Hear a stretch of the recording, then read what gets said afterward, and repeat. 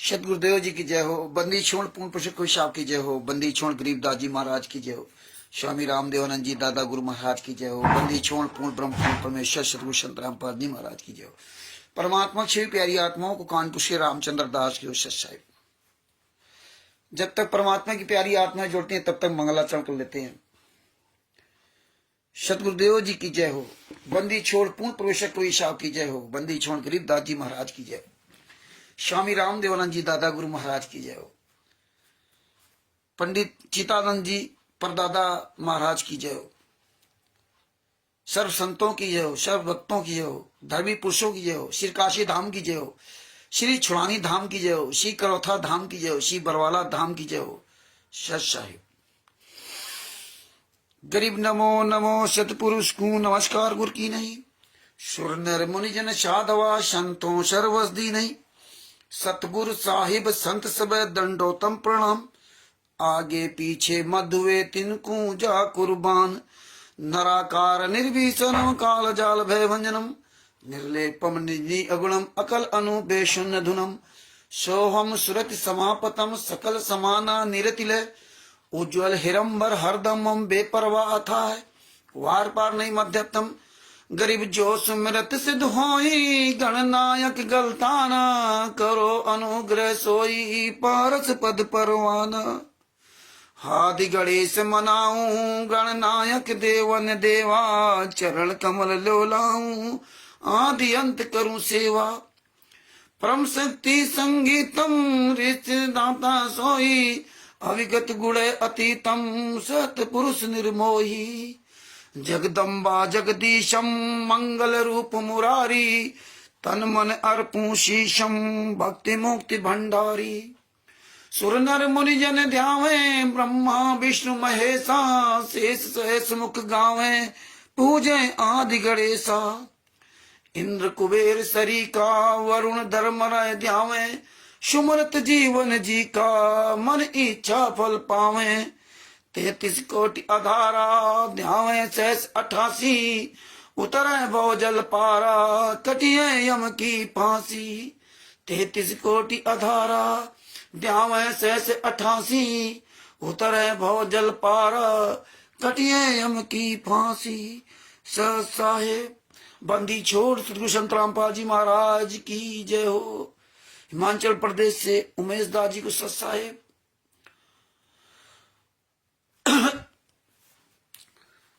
मुजफ्फरनगर से हरीश दास जी को सत साहेब। राजकुमार यादव जी बनारस से सत साहेब। और मधु मांझी दास जी उड़ीसा से सत साहेब। और जितने भी मेरे परमात्मा के प्यारे बच्चे एवं हमारे भाई बहन जुड़ रहे हैं जिनके नाम सामने नहीं है, उन सभी को कानपुर से रामचंद्र दास की तरफ से तहे दिल से सत साहिब और बंदी छोड़ सतगुरु संत रामपाल जी महाराज की जय हो। भगत भाइयों, विचार कीजिए कि आज हम कितने सौभाग्यशाली हैं। परमात्मा की हमारे आप के ऊपर कितनी बड़ी दया है। इतनी असीम दया है, इतनी असीम दया है जिसका हम इस छोटे से मुख से बयान नहीं कर सकते। 7 द्वीप 9 खंड में गुरु से बड़ा न कोई। अकर्ता करे न कर सके गुरु करे से हुए। सब धरती कागज करूं लेखन करूं बन राय। और 7 समुद की मस करूं संत रामपाल जी महाराज के गुण को लिखा न जाए। इसलिए 7 समुद की मस करूं और लेखनी सब बन रहा है। जो 7 समुद्र उसकी सबकी स्याही बना दूं और लेखनी यानी कलम पेन सारे पेड़ों की कलम बना दी जाए। और सब धरती कागज करूं। दुनिया जितनी धरती है इसको सबको कागज बना दिया जाए। सब धरती कागज करूं गुरु गुण लिखा जाए। फिर भी गुरु के गुणों को, भगवान के गुणों को नहीं, गुरु के गुणों को मतलब लिखने में वो सारी धरती जो कागज बन जाएगी वो भी कम पड़ जाएगी। क्या बात परमेश्वर ने कही है। कबीरा हरि के रूठते गुरु के शरणे जाए, कबीरा हरि के रूठते गुरु के शरणे जाए, और कह कबीर गुरु रूठते हरि नहीं होत साए। तो हमें अपने गुरु को बनाना है। गुरु अगर रूठ गया तो परमात्मा तुम्हारा साथ नहीं दे सकता, परमात्मा अगर रूठ गया तो गुरु मना लेगा। इसलिए अपने गुरु संत रामपाल जी महाराज को मनाने के लिए आप हर तरह का भरसक प्रयास कर लीजिए। देखिए वो परमात्मा गुरु, हम आप जैसे तुच्छ जीवों को, ना तो आप लोग पैसे रुपए में हो, ना तो किसी काबिल है आप लोग, लेकिन फिर भी परमात्मा ने कितना बड़ा काबिल बना दिया। जो पूरी दुनिया में इतने बड़े बड़े वकील नहीं कर पाए, जो पूरी दुनिया में इतने बड़े बड़े संत रामपाल जी वहां के अपने आप को शिष्य कहने वाले वकील कहां सब घुस गए। एक छोटा सा अदना सा वकील परमात्मा ने खड़ा कर दिया, बिहार से सीनियर एडवोकेट शशभूषण जी, जिनका मोबाइल नंबर है 9931592093। एक छोटे से शहर के वकील शशभूषण सिंह जी ने संत रामपाल जी मां के आशीर्वाद से पूरी दुनिया के जितने भी नामदान संचालक, क्वार्टर स्टेट क्वार्टर, जितने भी सतलोक आश्रम, सबके नाक में नकेल डाल दी, नाक में नकेल। इन गुंडों का एक एक पॉइंट से पॉइंट टू पॉइंट पूरा खुलासा कर दिया। और खुलासा ऐसा नहीं किया, ये पुस्तक भी बनवा दी परमात्मा ने बिहार के सीनियर एडवोकेट शशभूषण सिंह जी। ये होती है सदगुरु की दया, ये होती है सदगुरु की दया, यह है संत रामपाल जी महाराज की दया। और उसमें भी और परमात्मा ने क्या चार चांद लगा दिया कि हम आप जैसे अनपढ़ गंवार लोगों को ये फाइल पढ़ना सिखा दिया। नहीं तो वकील के अलावा मुवक्किल कभी फाइल पढ़ ही नहीं सकता। केवल वकील पढ़े, क्या वो को वकील कर रहा कुछ नहीं, मतलब वकील को पता ही नहीं है जजमेंट में क्या हुआ, कोई लेना देना नहीं, सारा काम वकील करे। अपना केस व्यक्ति नहीं पढ़ पाता है, अपने केस के बारे में नहीं सोच पाता है। और आज संत रामपाल जी महाराज ने जेल के अंदर सजा काटते हुए, यातनाएं सहते हुए, तुमको इस काल लोक से निकालने के लिए, 84 लाख यूनियन से निकालने के लिए, इन काल के दूतों के चुंगल से निकालने के लिए, ये बहेलिया रूपी राष्ट्रीय समाज सेवा समिति के गुंडों के जाल से तुम्हें फंसने से बचाने के लिए संत रामपाल जी महाराज ने अपना जीवन, कांटों भरा जीवन व्यतीत कर रहे हैं। एक एक पल किस तरह उनका कटता होगा ये आप सोच नहीं सकते। ये इतने कितने खतरनाक गुंडे हैं जो पूरी दुनिया को इन्होंने मुट्ठी में करके अपने आप को चलाने की कोशिश कर रहे हैं। पूरी दुनिया में इन्होंने अपनी गुलामी की जंजीरें फैला दी और अच्छे पढ़े लिखे लोग इनके गुलाम बन गए। और किस वजह से बने? संत रामपाल जी महाराज का नाम लेकर के। इनका अपना तो कोई अस्तित्व है ही नहीं। आज जो अस्तित्व आपका परमात्मा ने बनवाया है, आप विचार कीजिए कि आप इनके खिलाफ खड़े हो पूरे वर्ल्ड में। आप इनके खिलाफ जितने हमारे भाई बहन हैं, एक एक सबूत आप लोग पढ़ रहे हो, समझ गए, और आज पूरी दुनिया के सामने डंके के चोट पे बोल रहे हो। और वो भी आप पैसे वाले नहीं हो, आप बहुत आम आदमी हो, गरीब आदमी, रोज कमाने खाने वाले व्यक्ति। इसीलिए परमात्मा ने कहा था अरबों में कोई हमारा एक होगा। परमात्मा कहा था अपने बच्चों को पैसा नहीं देता, गरीबी देता हूं, बंदगी देता हूं, आधुनी भाव देता हूं। और परमात्मा कहता फिर कोई मेरा बच्चा मेरे लिए आगे कदम बढ़ाता है, उसके साथ कोई अत्याचार करता है तो परमात्मा को दुख होता है, उस गुरु को दुख होता है, वो परमात्मा रोता है। तो भगत भाइयों, संत रामपाल जी महाराज का, अपने गुरु का आप कभी भी एहसान अदा नहीं कर पाओगे। गुरु संत रामपाल जी महाराज ने क्या बताया? माता पिता से भी बड़ा गुरु का दर्जा होता है, भगवान से भी बड़ा गुरु का दर्जा होता है। माता पिता से भी 1000 गुना, लाख गुना गुरु तुम्हें प्यार करता है। माता पिता से हजारों लाखों गुना तुम्हें प्यार करता है। ये सुन लीजिए।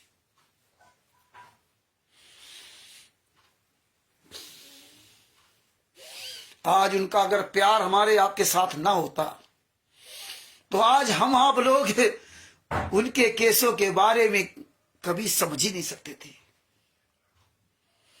कहां महाराष्ट्र में, कहां नासिक में भगत दिलीप दास वो पढ़ाई कर रहे थे, इंजीनियरिंग की पढ़ाई कर रहे थे। उनके लैपटॉप में अचानक पता नहीं कहा थे FIR नंबर 429 430 की फाइल आ गई। कहां वहां पूरे भक्तों को निगलेक्ट कर दिया परमात्मा ने। इतने उनके वकील थे, सब थे, सबको निगलेक्ट कर दिया। और जब हमारे फाइल मांगते थे AP सिंह से या किसी से, तो AP सिंह कहता था कोर्ट से निकलवा लो जाकर, हम कोर्ट से निकलवा लो, हम नहीं दे सकते। मुझे मना किया राष्ट्रीय समाज सेवा गुंडों ने। ये नहीं बताया कि ये आप CNR नंबर लिख लो, इस फाइल का ये CNR नंबर लिख लो, आप स्वयं निकाल लो। ये नहीं बताया। राष्ट्रीय समाज सेवा से गुंडे चिल्लाते रहे। 5 केसों की जीवाजियत हुई, 5 केसों में। एक केस में AP सिंह 5 केसों में बाइज्जत रहा है। एक तारीख का 5 लाख रुपए फीस लेता, 5 लाख रुपए फीस लेता, लेकिन एक भी फाइल नहीं दिखाई। यहां भी तक नहीं बताया कि CNR नंबर बता देता, हमें लिखने फाइल निकालने की विधि बताते थे, वो भी नहीं। कि जानते थे पढ़ा लिखा ये मूर्ख समाज। लेकिन परमात्मा ने अंत में, वो परमात्मा ने फाइल दिलवाई। किसी में कभी तुम कह ना सको कि नहीं नहीं हम फाइल इन्होंने मांगी नहीं, या फाइल में क्या लिखा था। इसीलिए इनका झूठापन साबित कर दिया। जो कहते थे कि 5 महिला के बच्चे की पुलिस वालों ने हत्या करती, कोर्ट ने गलत फैसला सुना दिया, ये कर दिया, वो कर दिया, हम हाई कोर्ट जाएंगे, हम ये करेंगे, हम वो करेंगे। देखो, मैं जो वकील था JK कक्कड़, दोगले की औलाद, क्या कहता था, वो तो फांसी की सजा होने जा रही थी संतराम पाजीवास को, तो हमने जज से रिक्वेस्ट की, प्रार्थना की कि वो बहुत अच्छे संत, अच्छे काम कर रहे हैं, उनको फांसी की सजा ना दी जाए। हमने बड़ी सिफारिश की संतराम पाजीवा को, तब जज ने उनकी फांसी को टाल दिया। ओहो, मारो जूता भिगो भिगो करके इनके। इसीलिए एक एक पॉइंट आपको समझना होगा। एक एक पॉइंट से समझ जाओगे तुम, तो तुम पूरी दुनिया को समझाओगे। यही चीज है। ये जज क्या JK खट्टर की वजह से चलता क्या? क्या JK खट्टर की बात मानेगा वो जज है? गक्कड़, JK गक्कड़, जगदीश कुमार गक्कड़। लेकिन ये दोगले की औलाद ये जानते थे कि किसी को कभी सबूत मिल ही नहीं सकता। अब आज फाइल हमारे आपके सामने आ गई, तो देखिए 5 महिला एक बच्चे की हत्या 28 गुंडों ने किया। 28 गुंडों ने 5 महिला एक बच्चे को कमरे के अंदर बंद करके लाठियों से पीट पीट करके मार डाला, और कोर्ट में खुद बयान दे रहे हैं, और उन्होंने डंडे उपलब्ध करवाए, पोस्टमार्टम रिपोर्ट भी। इसके बाद भी ये जगदीश कक्कड़, दोगले की औलाद, 12 वकील और AP सिंह, ये सब गद्दार क्या कहते थे, वो तो उनको फांसी की सजा देने जा रहा था। जज कैसे फांसी की सजा देता, जब उनकी तरफ से किसी भी तरह का कोई सबूत ही नहीं है। ना तो उन्होंने बोल करके बताया, ना तो उन्होंने लिखित में आदेश दिया, और ना उन्होंने मारा। उन्होंने तो मारा भी नहीं। और ये 28 गुंडों ने ये भी नहीं कहा कि नहीं संतराम पाजी महाराज ने मारा, ये कहा कि उनके कहने पर, उनके आदेश पर हमने मारा। तो आदेश उनका नहीं मारा जाता, फांसी कैसे हो जाएगी संतराम पाजी महाराज को? संतराम पाजी महाराज को तो फांसी कभी कोई दे ही नहीं सकता, क्योंकि उन्होंने कोई हत्या मर्डर किया ही नहीं, उसका कोई सबूत ही नहीं। और जब इन्होंने बयान बदले अपने, जो उनको हॉस्टाइल कराया, 5 महिला एक बच्चे की हत्या थी, उनके परिवार वालों को हॉस्टाइल कराया थी, कैसे कितने गलत तरीके से उनको हॉस्टाइल कराकर ऊपर केस करवा दिया। स्वयं बयान कोर्ट में दे रहे हैं। देखिए ये बातें सब समझनी होंगी आप लोगों को। स्वयं ये 28 गुंडे क्या बयान दे रहे हैं कि हाँ हमने 5 महिला एक बच्चे की हत्या की, बांस के डंडे से मारा। और ब्रेंडो को लगता है। और उधर यही 28 गुंडे उनके साथी, उन 5 महिला के 5 महिला एक बच्चे की जो हत्या हुई, उनके परिवार वालों को 12-13 लोगों को सबको मिला करके ना उनसे क्या करवा दिया कि नहीं, पुलिस वालों ने मार डाला, आंसू गैस से लोग मर गए, मुझसे सादे कागज में साइन करवा लिए थे। बताइए, देखो ये चोर से कहते चोरी करो और साहूकार से कहते जागते रहो, ऐसे उनको भी फंसा दिया। और इधर कह दिया संतराम पाजी महाराज मारा, हमने मारा संतराम पाजी माँ के आदेश से, तो इधर भी संतराम पाजी माँ को फंसा दिया। ये नहीं कह सकते थे कि संतराम पाजी महाराज ने मारा, क्योंकि अगर ये कह देते संतराम पाजी महाराज ने मारा इन लोगों को, तो इनको वो सबूत देने पड़ते। इसलिए इन्होंने बड़ी प्लानिंग के तहत थे, बड़ी सोची समझी रणनीति के तहत थे, बड़े इनके सलाहकार लगे हैं जो एक एक पॉइंट पे इनको सलाह देते थे, किस तरह से बारीकी पॉइंटों में इनको फंसाया। लेकिन आज परमात्मा दया करके हम आप जैसे तुझ जीवों से इनका एक एक पॉइंट उजागर करवा रहे, किस तरह से इन्होंने फांसा। और रोज कोई ना कोई परमात्मा मतलब जो है खुलासा करवाते जाते हैं। कहां तुम भाग के जाओगे? ये मूर्खों के सामने कह सकते हो लीला कर रहे, लेकिन तुम्हारी औकात नहीं है कि तुम सामने आ सको। और हमें इस भीड़ से कोई लेना देना नहीं, हमें तो मतलब केवल राष्ट्रीय समाज सेवा समिति के गुंडों से है, राष्ट्रीय समाज सेवा समिति गुंडों से, सतलों का सब संचालक गुंडों से, फर्जी नामदान संचालक गुंडों से, कोऑर्डिनेटरों से, इनसे मतलब है। हमें क्या लेना देना इस भीड़ से ना। आप इतना मजबूत बन जाओ, आप अपने आप को इतना डेवलप कर लो, आप अपने आप को पूरी दुनिया के सामने सच्चाई बोल करके, सबूतों को समझ करके, एक एक पॉइंट को पकड़ के पूरी दुनिया के सामने बताओगे। इसीलिए कहते हैं आप सब लोग बोलो।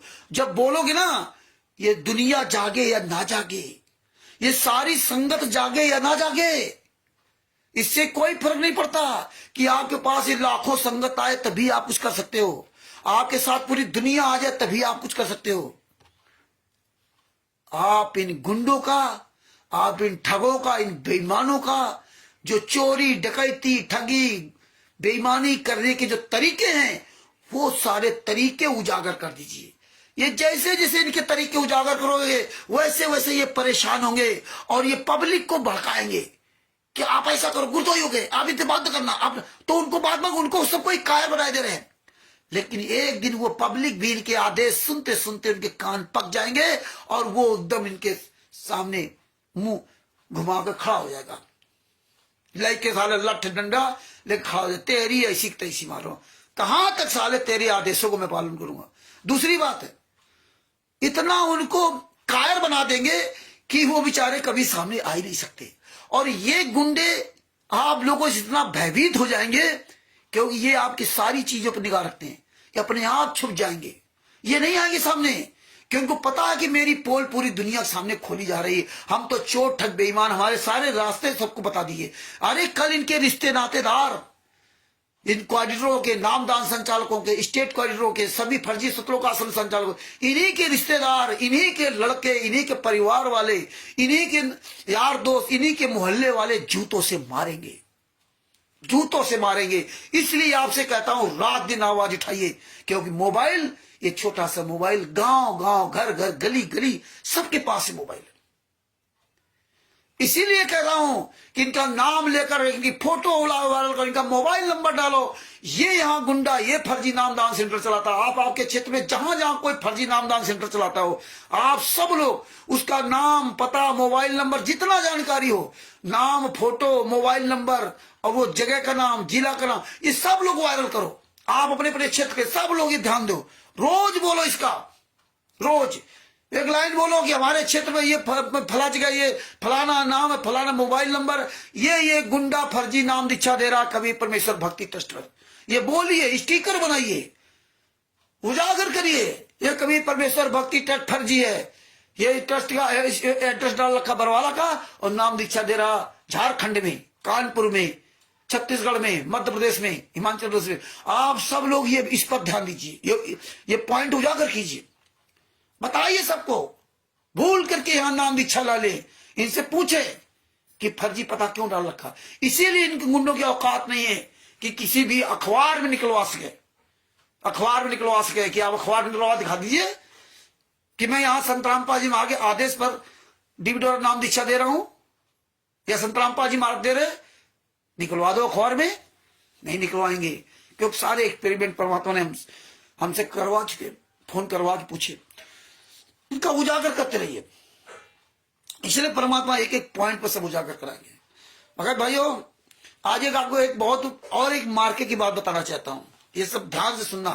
हालांकि आपके पास बरवाला कांड के लगभग 70-80 वीडियो हमने भेजे थे, उसमें एक वीडियो भेजा था जिसमें जो सरकार का लगभग 27 करोड़ से अधिक रुपया खर्च हुआ था संत रामपाल जी महाराज को अरेस्ट करने के लिए। ये सब चीजें बहुत ध्यान मार्के की बातें सुनना।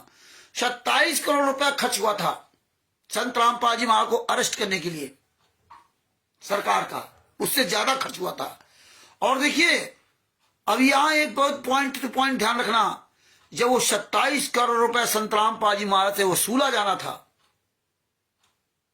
तो जिस कबीर परमेश्वर भक्ति ट्रस्ट के पर्चे पर आप सतलोक आश्रम बरवाला के अंदर नाम दीक्षा लिया, जिस बंदी छोड़ भक्ति मुक्ति ट्रस्ट के पर्चे पर आपने सतलोक आश्रम बरवाला, सतलोक आश्रम करौथा में या अन्य जहां भी, दौलतपुर में जहां भी नाम दीक्षा लिया आपने, ये बात एक बहुत मार्के की बात याद रखना। और उस समय सतलोक आश्रम बरवाला, सतलोक आश्रम दौलतपुर और सतलोक आश्रम मध्य प्रदेश में बैतूल में जो बना है विशाल आश्रम, ये 3 आश्रम तो खुले आम थे। और सतलोक आश्रम करौथा 4 आश्रम थे। और देखिए, जब संत रामपाल जी महाराज से वो 27 करोड़ रुपए वसूलना था सरकार को, तो जब उनके नाम से सारी जांच पड़ताल हुई, सतलोक आश्रम करौथा हो, चाहे सतलोक आश्रम बरवाला हो, चाहे सतलोक आश्रम दौलतपुर हो, और या बैतूल मध्य प्रदेश उड़दन में जो विष्णु साहू कबीर परमेश्वर भक्ति ट्रस्ट के नाम से आश्रम बना हुआ है, जब यह 27 करोड़ रुपए से अधिक रुपए जो वसूलना था, तो संत रामपाल जी महाराज के नाम से कोई ट्रस्ट नहीं था, ट्रस्ट ही नहीं था। संत रामपाल जी महाराज के नाम से कोई ट्रस्ट ही नहीं था, कहीं बैंक में खाता ही नहीं था संत रामपाल जी महाराज के नाम से। हाँ, बंदी छोड़ भक्ति मुक्ति ट्रस्ट के नाम से कोई खाता था, उसमें शायद 60 या 65 लाख रुपया पड़े थे बस। और देखिए, मजे की बात है कि बंदी छोड़ कबीर परमेश्वर भक्ति ट्रस्ट के नाम से बैतूल बरवाला में पंजाब नेशनल बैंक में खाता था, उससे इन्होंने बरवाला कांड के 2 दिन पहले करोड़ों रुपए निकाल लिए। और इसी कबीर परमेश्वर भक्ति ट्रस्ट के नाम से बैतूल मध्य प्रदेश में उड़दन में, वहां पंजाब नेशनल बैंक में खाता था, यहां भी पंजाब नेशनल बैंक में, वहां भी पंजाब नेशनल बैंक में, वहां भी विष्णु साहू ने लगभग 1 करोड़ रुपया निकाल लिया पहले से, खातों से पैसे निकाल लिए, जल्दी निकाल लिए, जिसमें कहीं खाता कोई सीज ना कर दे, कहीं कोई क्लू ना मिल जाए तो सीज कर दिया जाए। वो पैसा निकाल लिया इन्होंने। और संत रामपाल जी महाराज के नाम से अगर कोई ट्रस्ट होता, संत रामपाल जी महाराज के नाम से कोई खाता होता, संत रामपाल जी महाराज के नाम से अगर ट्रस्ट होता, ये चेयरमैन होते, तो सतलोक आश्रम बरवाला अगर वो ट्रस्ट के माध्यम से चलता होता, तो सतलोक आश्रम बरवाला की जमीनें बेच करके सरकार पैसा वसूल लेती। ये बात ध्यान रखना। सतलोक आश्रम दौलत अगर कबीर परमेश्वर भक्ति ट्रस्ट के अंतर्गत होता, मुनिंद्र धर्मा ट्रस्ट के अंतर्गत होता, सॉरी बंदी छोड़ भक्ति मुक्ति ट्रस्ट के अंतर्गत होता, तो वो पैसा वो दौलतपुर आश्रम को बेच करके सरकार वसूल करती। इसीलिए इन्होंने क्या किया, चालाकी देखी इन्होंने कि 1 जनवरी फरवरी मार्च 1/3/2012 को इन्होंने फर्जी कबीर परमेश्वर भक्ति ट्रस्ट बना लिया। फर्जी कबीर परमेश्वर भक्ति ट्रस्ट बना लिया। बंदी छोड़ भक्ति मुक्ति ट्रस्ट उनका फर्जी था और फर्जी कबीर परमेश्वर भक्ति ट्रस्ट बना लिया। देखिए, फर्जी कबीर परमेश्वर भक्ति ट्रस्ट से खाता खुलवा रखे थे पंजाब नेशनल बैंक में भी, और कहा मध्य प्रदेश में पंजाब नेशनल बैंक में, वहां ये फर्जी कबीर परमेश्वर भक्ति ट्रस्ट के नाम से खाता खुलवा रखे थे। आपने फर्जी कबीर भक्ति ट्रस्ट के लेटर देखे जिसमें इन्होंने फर्जी संत रामपाल जी साइन मार के का अधिकार लेते रहे।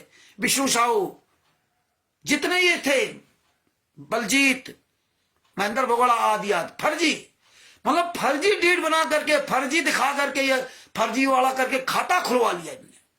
बताइए, फर्जी फर्जी कबीर परमेश्वर भक्ति ट्रस्ट के नाम से फर्जी डीड बनवा करके पूरा ये काम करते रहे, फर्जी काम।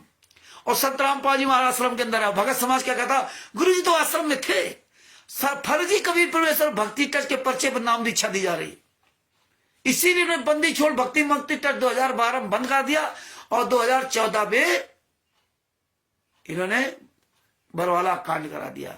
बरवाला कांड करा दिया। अब कभी ये आश्रम किसके ट्रस्ट नाम से चलते, ये आश्रम किसी ट्रस्ट के नाम से है ही नहीं, ये हम आप बता रहे हैं। लेकिन लीगली कोर्ट में ये फर्जी कबीर परमेश्वर भक्ति ट्रस्ट को नहीं शो किया, किसी भी एफआईआर में नाम नहीं। FIR number 426, 427, 428, 429, 430, 443। बताइए, ये देखिए अंधी गूंगी बहरी सरकार, पुलिस प्रशासन, कितनी बड़ी इनकी साजिश थी, कितना बड़ा इनका पूरा नेटवर्क मजबूत था। ये देखिए भारतीय जनता पार्टी, मनोहर लाल खट्टर जो मुख्यमंत्री थे, ये सब बहुत पहले से मिले जुले हुए थे।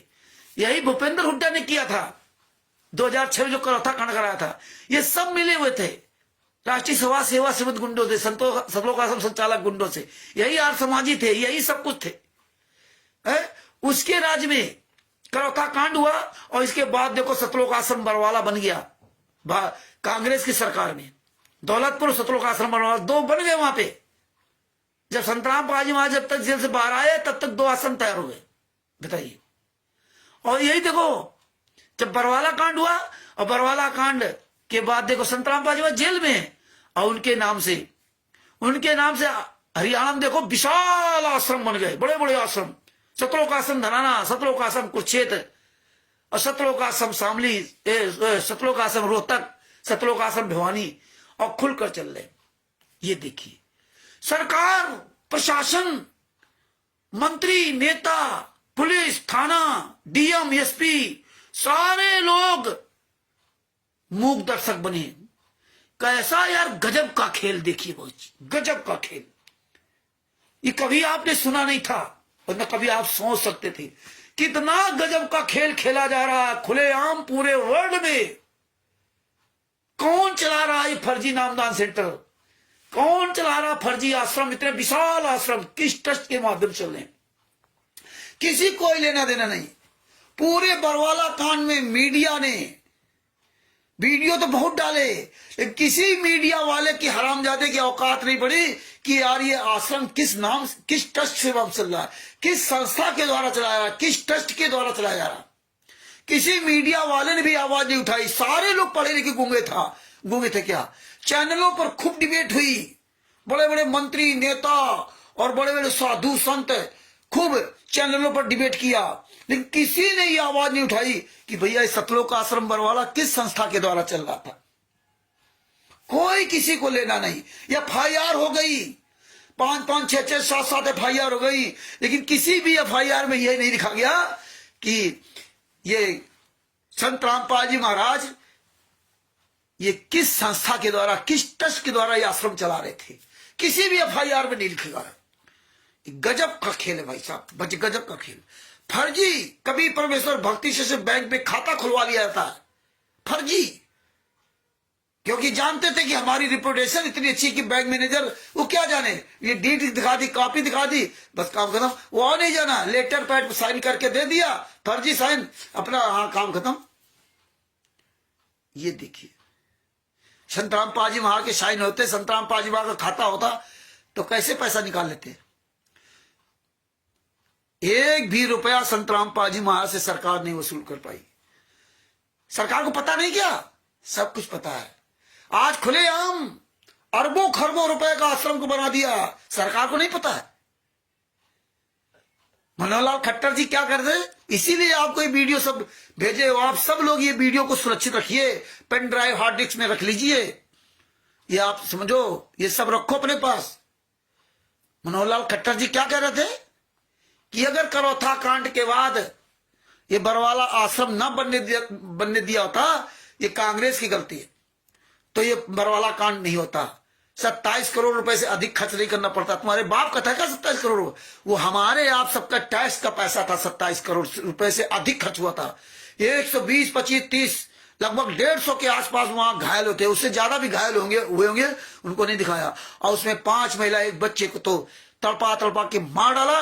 ये जब जजमेंट सरकार के अंडर में है, कोर्ट के अंडर में है, वकील सब जानते हैं, प्रशासन जानता, आज इस पे कोई बात नहीं कर रहा। ना कोई मंत्री, ना संतरी, ना कोई मीडिया, ना कोई प्रशासन। आज कोई मीडिया वाला नहीं चिल्ला रहा कि संतराम पाजी महाराज दूध से नहाते थे, ये करते थे, बलात्कार करते थे, ये करते थे। आज संतराम पाजी महाराज के नाम से भी इतने आश्रम क्यों चल रहे हैं? सब बिका हुआ, सब। इतना बड़ा षड्यंत्र आप लोगों ने कभी नहीं सुना होगा, ना जाना होगा, ना जान पाओगे। और ये परमेश्वर की दया ना होती तो ये एक एक पॉइंट पे आप नहीं समझ सकते थे। रोज परमात्मा कोई ना कोई एक नया पॉइंट से जोड़ते हैं।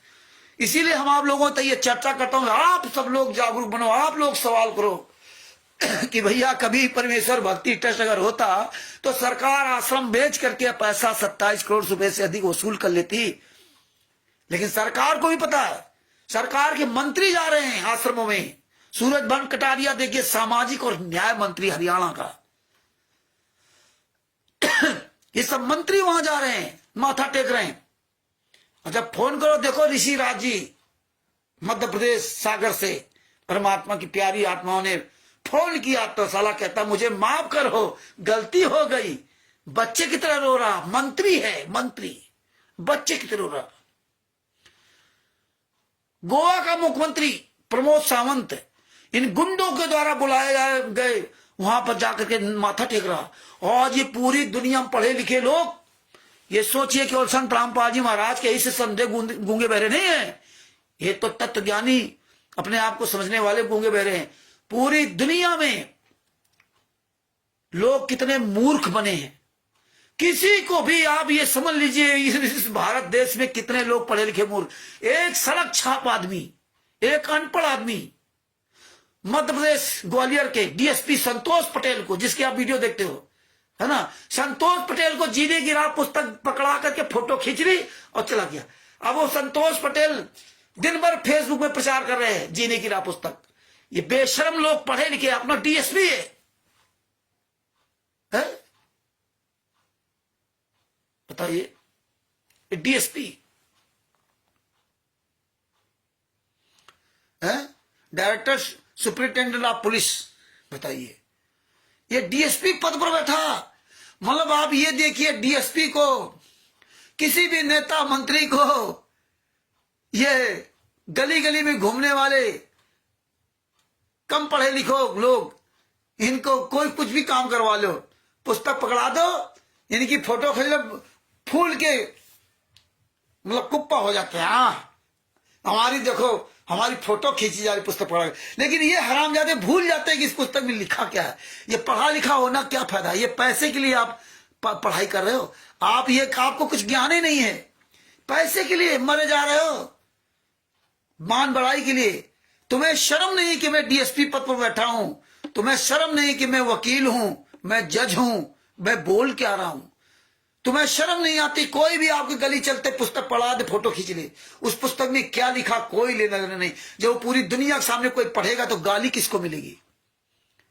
इसीलिए कभी भी किसी भी चीज का ये सीख लीजिए कि जब तक आप अच्छी तरह से प्रमाण ना देख लेना, तब तक आप कभी भी अपनी कहीं भी वीडियो मत बनने देना, कहीं फोटो मत खिंचाना, नहीं तो वरना तुम जिंदगी भर गरियाए जाओगे। और डीएसपी भले अपने आप को फूलता हो, एक दिन बात करूंगा फिर दोबारा। तो आज ये शिक्षा अपने आप को दिखाता था, मैं इतनी मेहनत से पढ़ा हूं, ये तुम्हारी मेहनत सब बेकार कर दी। एक फुटपाथ का आदमी, चलने वाला, कम पढ़ा लिखा व्यक्ति तुम्हारे मुंह पे थप्पड़ मार गया। अब तुम करो प्रचार दिन भर फेसबुक पर, ले रहा पुस्तक। तो ये भगत भाइयों, संत रामपाल जी महाराज के नाम से पैसे नहीं वसूल पाए, कुछ था ही नहीं, सारा सब कुछ फर्जी, गोलमाल चल रहा खुलेआम। और भगत समाज भी खुश था, बरवाला में बड़ा अच्छा भोग भंडारा मिलता था। फर्जी कवि परमेश्वर भक्ति ट्रस्ट के पर्चे पर नाम दीक्षा ले जा रही बापा सीताराम जी महाराज को सादर प्रणाम, जय सीताराम सत साहब। बड़ी गजब की दुनिया है आज। 21वीं सदी का भारत इतना महान भारत है जिसका कोई जवाब नहीं। हरियाणा का मुख्यमंत्री मनोहर लाल खट्टर, नायब सिंह सैनी, दो मुख्यमंत्री, दोनों मुख्यमंत्री गुंडों की गुलामी कर रहे। बताइए, दिल्ली का मुख्यमंत्री अरविंद केजरीवाल जो पूरी दुनिया में मशहूर, आप देखिए वहां मुंडका आश्रम खुलेआम चल रहा है। और भगवंत मान जो पंजाब के मुख्यमंत्री है, उनकी माता जी सतलोक आश्रम धुरी और खुमानों में जाकर के वीडियो बनवा रही हैं। बड़ा स्वागत किया जा रहा है। नरेश और दीपक वगैरह कैसे स्वागत कर रहे हैं, दामाद की तरह स्वागत कर रहे हैं, ऐसे स्वागत कर रहे हैं, ऐसे उनको उनके पीछे से झुक करके ना, ये ही खा लो, ये खा लो। अपने गुरु को जेल में यात्राएं सहरा रहे, दूसरे बाप को बाप बना रहे। ये देखिए कैसे नेता पहुंच जाते सतलोक आश्रम में तो पूंछ लाते घूम रहे पीछे पीछे, क्योंकि नेता को सिखा दिया कि आप ये बोलना, तो नेता भी कहने लगा कि संत रामपाल जी महात्मा परमात्मा है। उनको कौन जेल में डाल सकता है? अपनी मर्जी से, अपनी मर्जी से आएंगे।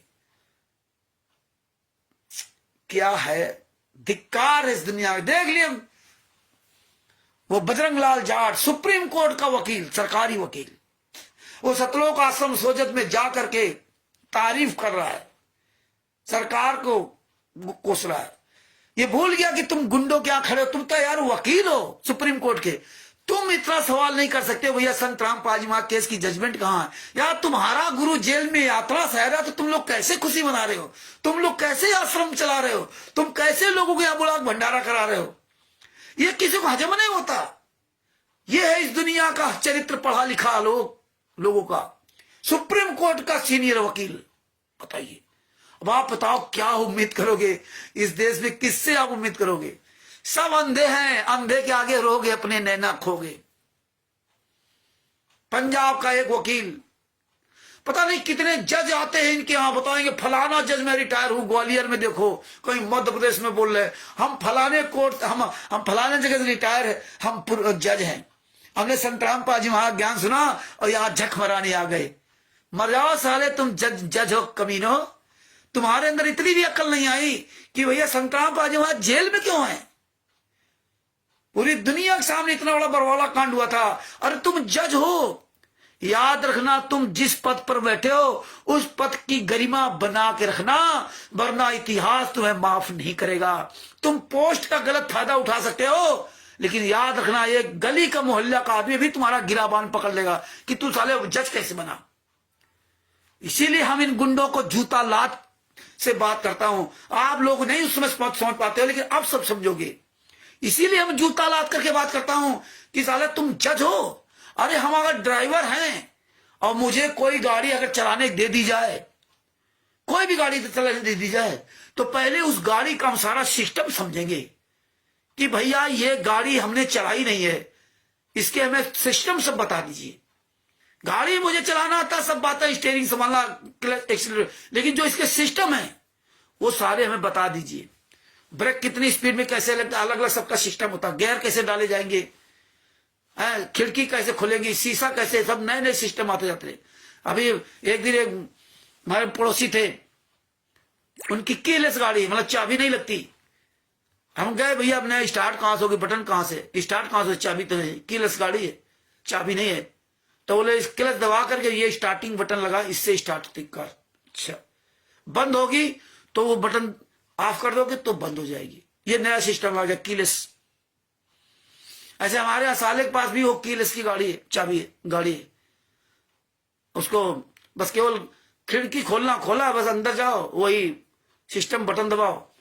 तो ये सब हम ड्राइवर है तो हम उसको पहले समझेंगे, ये नहीं कि हम जाकर बैठ जाए अहंकार में।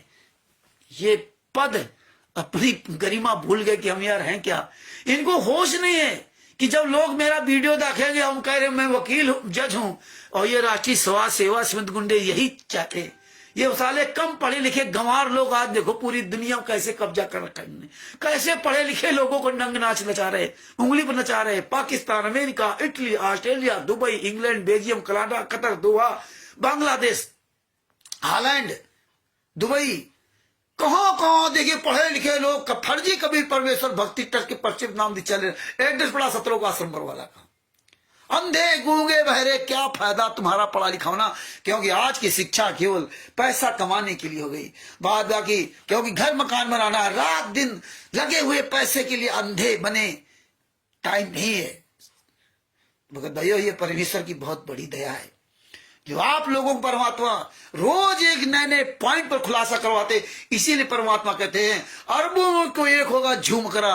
अरे गुरु गोविंद सिंह जी ने कहा था 1.25 से एक लड़ाऊं, चिड़ियंते में बाज तोड़ाऊं, और तब गुरु गोविंद सिंह नाम कहूं। 1.25 से एक लड़ाऊं। परमात्मा संत रामपाल जी महाराज, धन्य है हमारे सतगुरु संत रामपाल जी महाराज। बंदी छोड़ सतगुरु संत रामपाल जी महाराज की जय हो। धन्य है मेरे परमात्मा। तो भगत भाइयों, इसीलिए लीगल बातें करना शुरू करो, लीगल सोचो, लीगल सोच रखो। अनावश्यक ये वीडियो मत डाला करो। हाँ, आपकी पहचान ये नहीं होगी आपके पीछे चक्र चल रहा है तो आप सोचो हम बहुत अच्छे हैं। एक आध कोई अच्छी बातें डाल दो, बाद बाकी अपने गुरु के ही प्रति बोलो, अपने गुरु के ही प्रति आवाज उठाओ। ये म्यूजिक गाना लगाना बंद कर दो कुछ ना कुछ, बाद बाकी आपकी मर्जी। ये म्यूजिक व्यूजिक मत लगाओ, सादे वीडियो डालो। ये म्यूजिक वाला काम हम लोगों का नहीं है। हमें म्यूजिक बजा करके किसी को मोहित नहीं करना है, तो इनसे बचिए आप लोग। म्यूजिक मत लगाया करो। हमारे परमात्मा ने कभी किसी गाने में कोई सत्संग में म्यूजिक नहीं सुनाया। अपनी साधारण भाषा, सिंपल भाषा रखो सबके सामने। तो ये भगत जी ये पॉइंट देखिए, ये समझिए, बताइए कि अरे मूर्खो बरवाला आश्रम के अंदर कह रहे गुरु जी तो थे, हमने तो नाम दीक्षा गुरु जी के सामने लिया था, आशीर्वाद लिया था।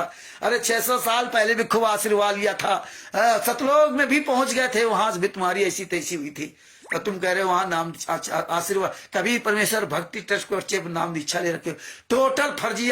जिस आश्रम के अंदर बैठे थे वो भी फर्जी। इसीलिए वहां मेल्टेड डिटेक्टर्स जांच होती थी, इसीलिए वहां बुलेट प्रूफ गाड़ियां थी, इसीलिए वहां बुलेट प्रूफ जैकेट थे। ये पहले से तैयारी थी, इसलिए काले कमांडो तैयार किए थे। भारत के इतिहास में कभी ऐसा कभी न हुआ है और शायद कभी भविष्य में नहीं होगा, वो भी तत्वदर्शी संत के यहाँ। ओहो, जब तत्वदर्शी संत के यहाँ तत्वदर्शी शिष्यों को के साथ यहाँ का जो तंत्र है, एक तुच्छ जीव जब इतना बड़ा इनको भ्रमित करके कांड करवा सकता है, तो काल ब्रह्म तो बहुत बड़ी ताकत है। आप सोचो कि काल ब्रह्म तो बहुत बड़ी ताकत है, क्या होगा हमारा आपका। जो गुरु वचन पे डट गए, कट गए फंद 84 की। एक ही परमात्मा के सतगुरु सैन्य पहचाने पाया अटल सुहागरे। उस बंदी छोड़ ने पूरी दुनिया के सामने कहा था ये काले कमांडो मेरी नहीं है। ये 5 महिला 1 बच्चे की जो हत्या हुई है, मुझे बहुत अफसोस है। मुझे जान से मार डालते, मैं छुपा रहा इसलिए बच गया। ये समझिए। तो ये मुंह तोड़ जवाब दो। और एक आपको बात बताना चाहता हूं कि आज हमारे पास उत्तर प्रदेश के जिला शामली में एक थाना पड़ता है, आदर्श मंडल नगर है, कैसे कुछ है। थाना झिंझाना जो पड़ता है वो शामली आश्रम के अंतर्गत आता है। शामली आश्रम थाना झिंझाना के अंतर्गत आता है। देश राज टिटौली गांव का रहने वाला है। तो आदर्श नगर पता नहीं कौन सा थाना, महेंद्र सिंह एसआई, उसने मुझे दोपहर में फोन किया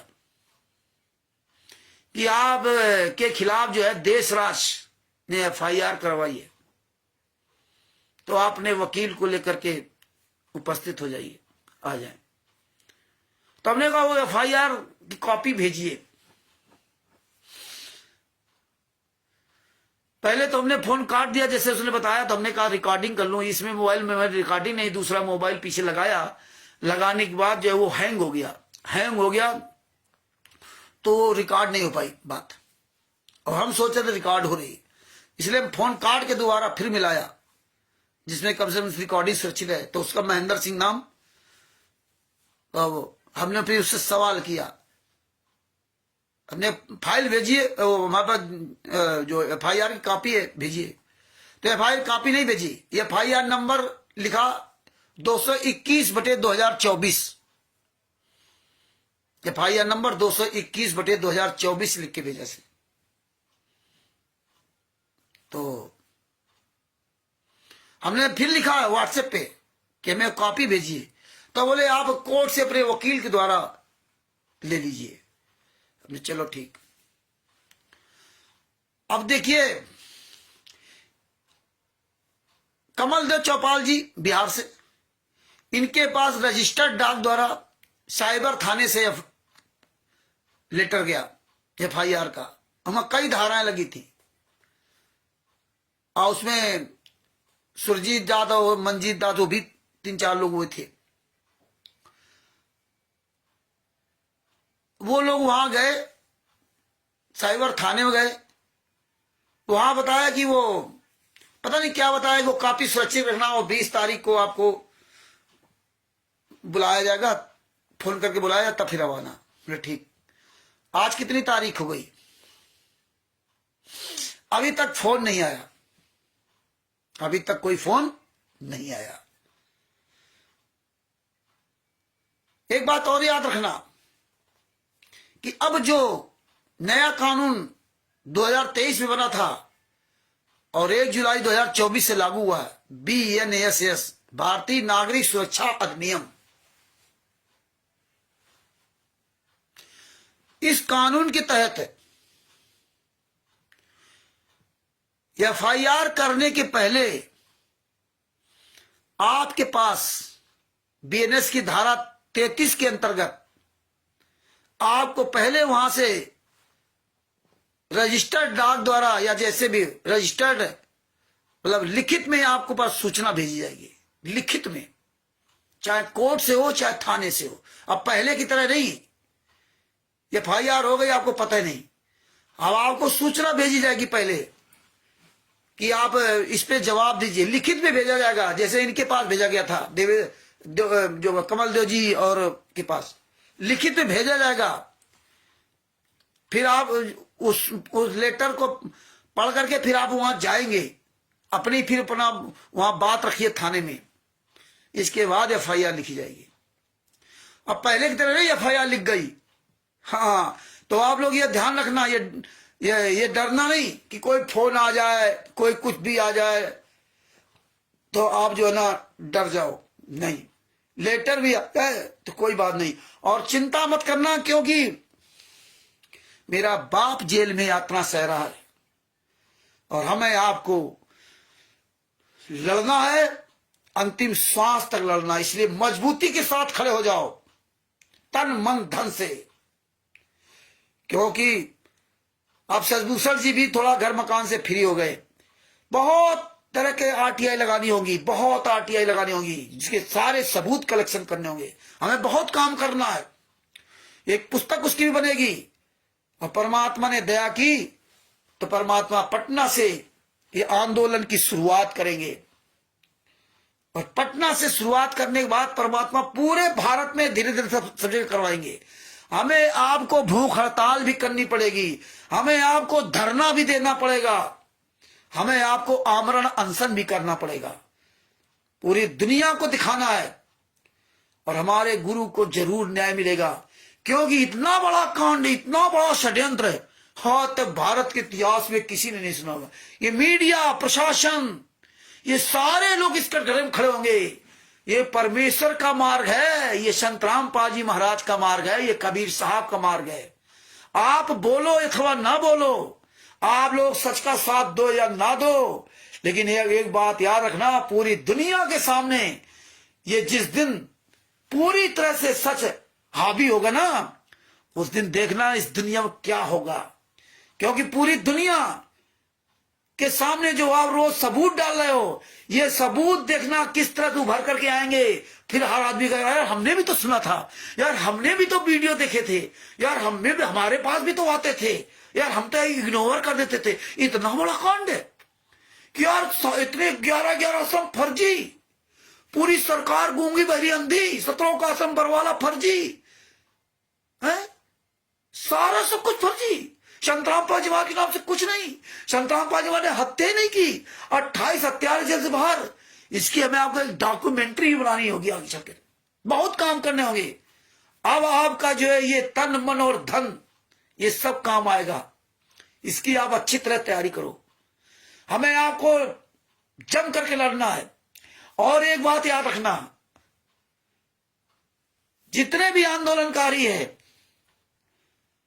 हमारे भाई बहन बड़े बुजुर्ग जो भी है, एक बात ध्यान रखना कि जितने ये गुंडे हैं, राष्ट्रीय सेवा समिति गुंडे, मुनिंदर धर्मास ट्रस्ट गुंडे, कबीर परमेश्वर भक्ति ट्रस्ट गुंडे, ये संत रामपाल जी महाराज के नाम से, कबीर परमेश्वर भक्ति ट्रस्ट के नाम से, शतलोक आश्रमों के नाम से, नामदान सेंटर के नाम से, पुस्तकों के नाम से संत किसी भी प्रकार की ये FIR नहीं करा सकते आप लोगों पर।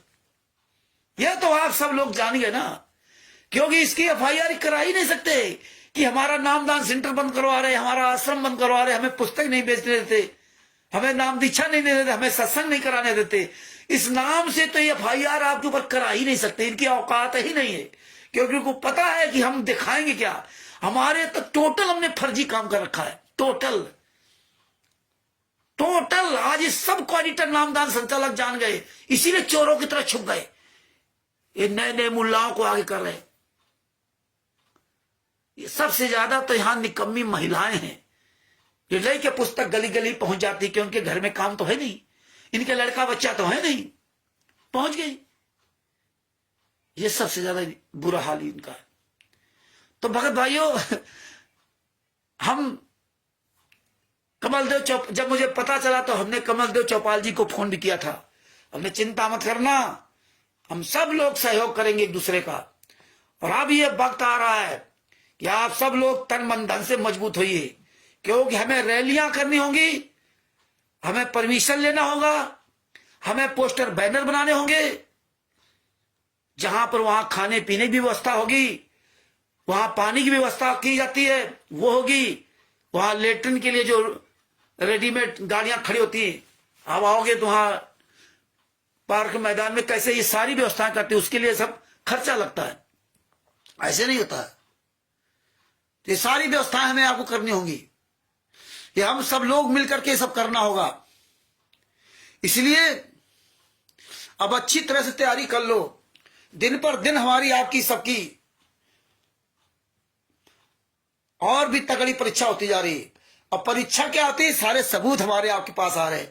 हमें आपकी केवल इतना ही है, सिर्फ बोलना है पूरी दुनिया के सामने, सीधा तान के बोलना है, पूरी दुनिया जान जाए कि ये है संत रामपाल जी महाराज के शिष्य। आप लाखों करोड़ों से मतलब नहीं है, तुमको केवल सिर्फ इन गुंडों को, हमें क्या लेने देना इन लाखों करोड़ों से ना, ये क्या करेंगे। मेन जो गुंडा है तुम्हारे यहाँ नामदान संचालक भगत समाज, तो जैसा भी लंगड़ा लूड़ा अंधा गूंगा बहरा, आज नहीं तो कल संभल जाएगा, संभले चाहे ना संभले, इनका क्या विचार होगा, फेल हो जाएगा कुछ। लेकिन सबसे मेन जो ये गुंडे जो बर्बाद कर रहे सबका, इनकी ऐसी तैसी करनी है, क्वालिटरों की, नामदान संचालकों की, स्टेट क्वालिटरों, इनका पूरी दुनिया के सामने खुलासा करना है। तो हमारे और भाई बहन बेचारे बच जाएंगे। इससे बड़ा पुण्य काम क्या हो सकता है। आज गुरु जी संत रामपाल जी महाराज हमें आपको यहां काल के लोगों से और उस काल ब्रह्म से बचाने के लिए क्या क्या यातना सह रहे, उनको क्या लेना था। तो भगत भाइयों चिंता मत करना, हर तरह का सहयोग करेंगे, हर तरह का सहयोग करो। आप लोग पूरी तैयारी बनाइए, हाँ पूरी तैयारी बनाओ, ये जन जन तक प्रचार पहुंचाओ। और देखना परमात्मा पटना में आंदोलन कराएंगे, पहला आंदोलन शुरुआत होगी, सारी चीजें धीरे धीरे हम लोग जानेंगे। इसके बाद जो डॉक्यूमेंट्री बनाई जाएगी, पिक्चर बनाई जाएगी, सारे सबूतों की पिक्चर होगी, वीडियो होंगे, ये पिक्चरें वहां चलाई जाएंगी। मीडिया क्या क्या सतलोक आश्रम बरवाला मीडिया कहता था, आज वो मीडिया कहां मर गया। आज वो मीडिया जजमेंट की फाइल क्यों नहीं देखता। आज वो सरकार क्या कर रही है, जो मनोहरलाल खट्टर जी ने इतने आश्रम बनवा दिए, नायब सिंह सैनी जी गुलामी कर रहे हैं इन गुंडों की। हर स्टेट में आश्रम, हर गली में नामदान सेंटर, कहां पुस्तक छपती किसी को नहीं पता। पूरे भारत में पुस्तक जा रही, पाकिस्तान में पुस्तक बिक रही है, America, Italy, Australia, Dubai, England, Canada, Nepal, Bangladesh, Belgium, Qatar, Doha, Holland, सब जगह पुस्तक बिक रही है, लेकिन छप कहां रही है पूरे वर्ल्ड में किसी को नहीं पता। हो कितना बड़ा षड्यंत्र। कोई कहीं पुस्तक नहीं पकड़ रहा। ट्रकों पुस्तकें जा रही, कहां छप रही कोई मतलब नहीं। ट्रकों से जा रही, आ रही है, कोई शासन प्रशासन नहीं पकड़ पा रहा। कोई इनकम टैक्स कर रही, सेल टैक्स वाला कोई पकड़ता ही नहीं इनको। कोई आरटीओ, कोई टीआई कोई पकड़ता ही नहीं। कैसे जा रही सब जगह? कोई थाना पुलिस वाला कोई पूछता ही नहीं कि तुम भैया कैसे पुस्तक बेच रहे हो। और कोई थाना पुलिस में कार्रवाई करने पहुंच जाए तो उल्टा थाना पुलिस उसी खिलाफ हो जाती है। ये देखिए कितना बड़ा षड्यंत्र, कितनी चालाकी के साथ कितना बड़ा इन्होंने जाल बिछाया। देखिए दिनेश दास नाम का संचालक बुलंदशहर का, उसके खिलाफ वहां कृष्णा दासी आदि आदि भाई बहनों ने कार्रवाई की, पुस्तकें पकड़ी, भूड़ चौकी में पहुंचे, चौकी इंचार्ज के सामने कसम खा गए ये ज्ञान जीने की राह, ये पुस्तक मेरी है ही नहीं, पता नहीं कहां से ले आए, पता नहीं कहां से ले आए, कसम खा गए वहां पर।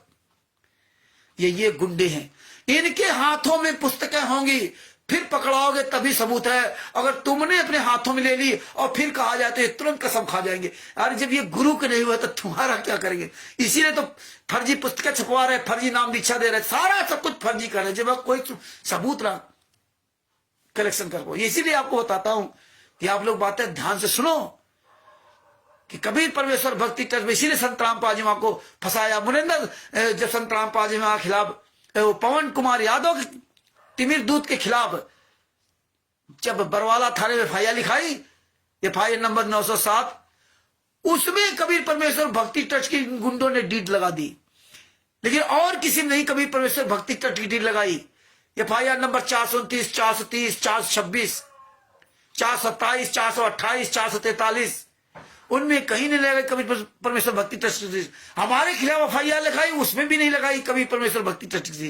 देखिए मेरे खिलाफ पंजाब में एफआईआर लिखवाई, लेकिन उसमें कबीर परमेश्वर भक्ति ट्रस्ट की डीड नहीं लगाई। लेकिन संत रामपाल जी महाराज के बिहाफ पवन कुमार यादव खिलाफ एफआईआर लिखवाई गई तो उसमें कबीर परमेश्वर भक्ति ट्रस्ट की डीड लगा दी गई। क्यों?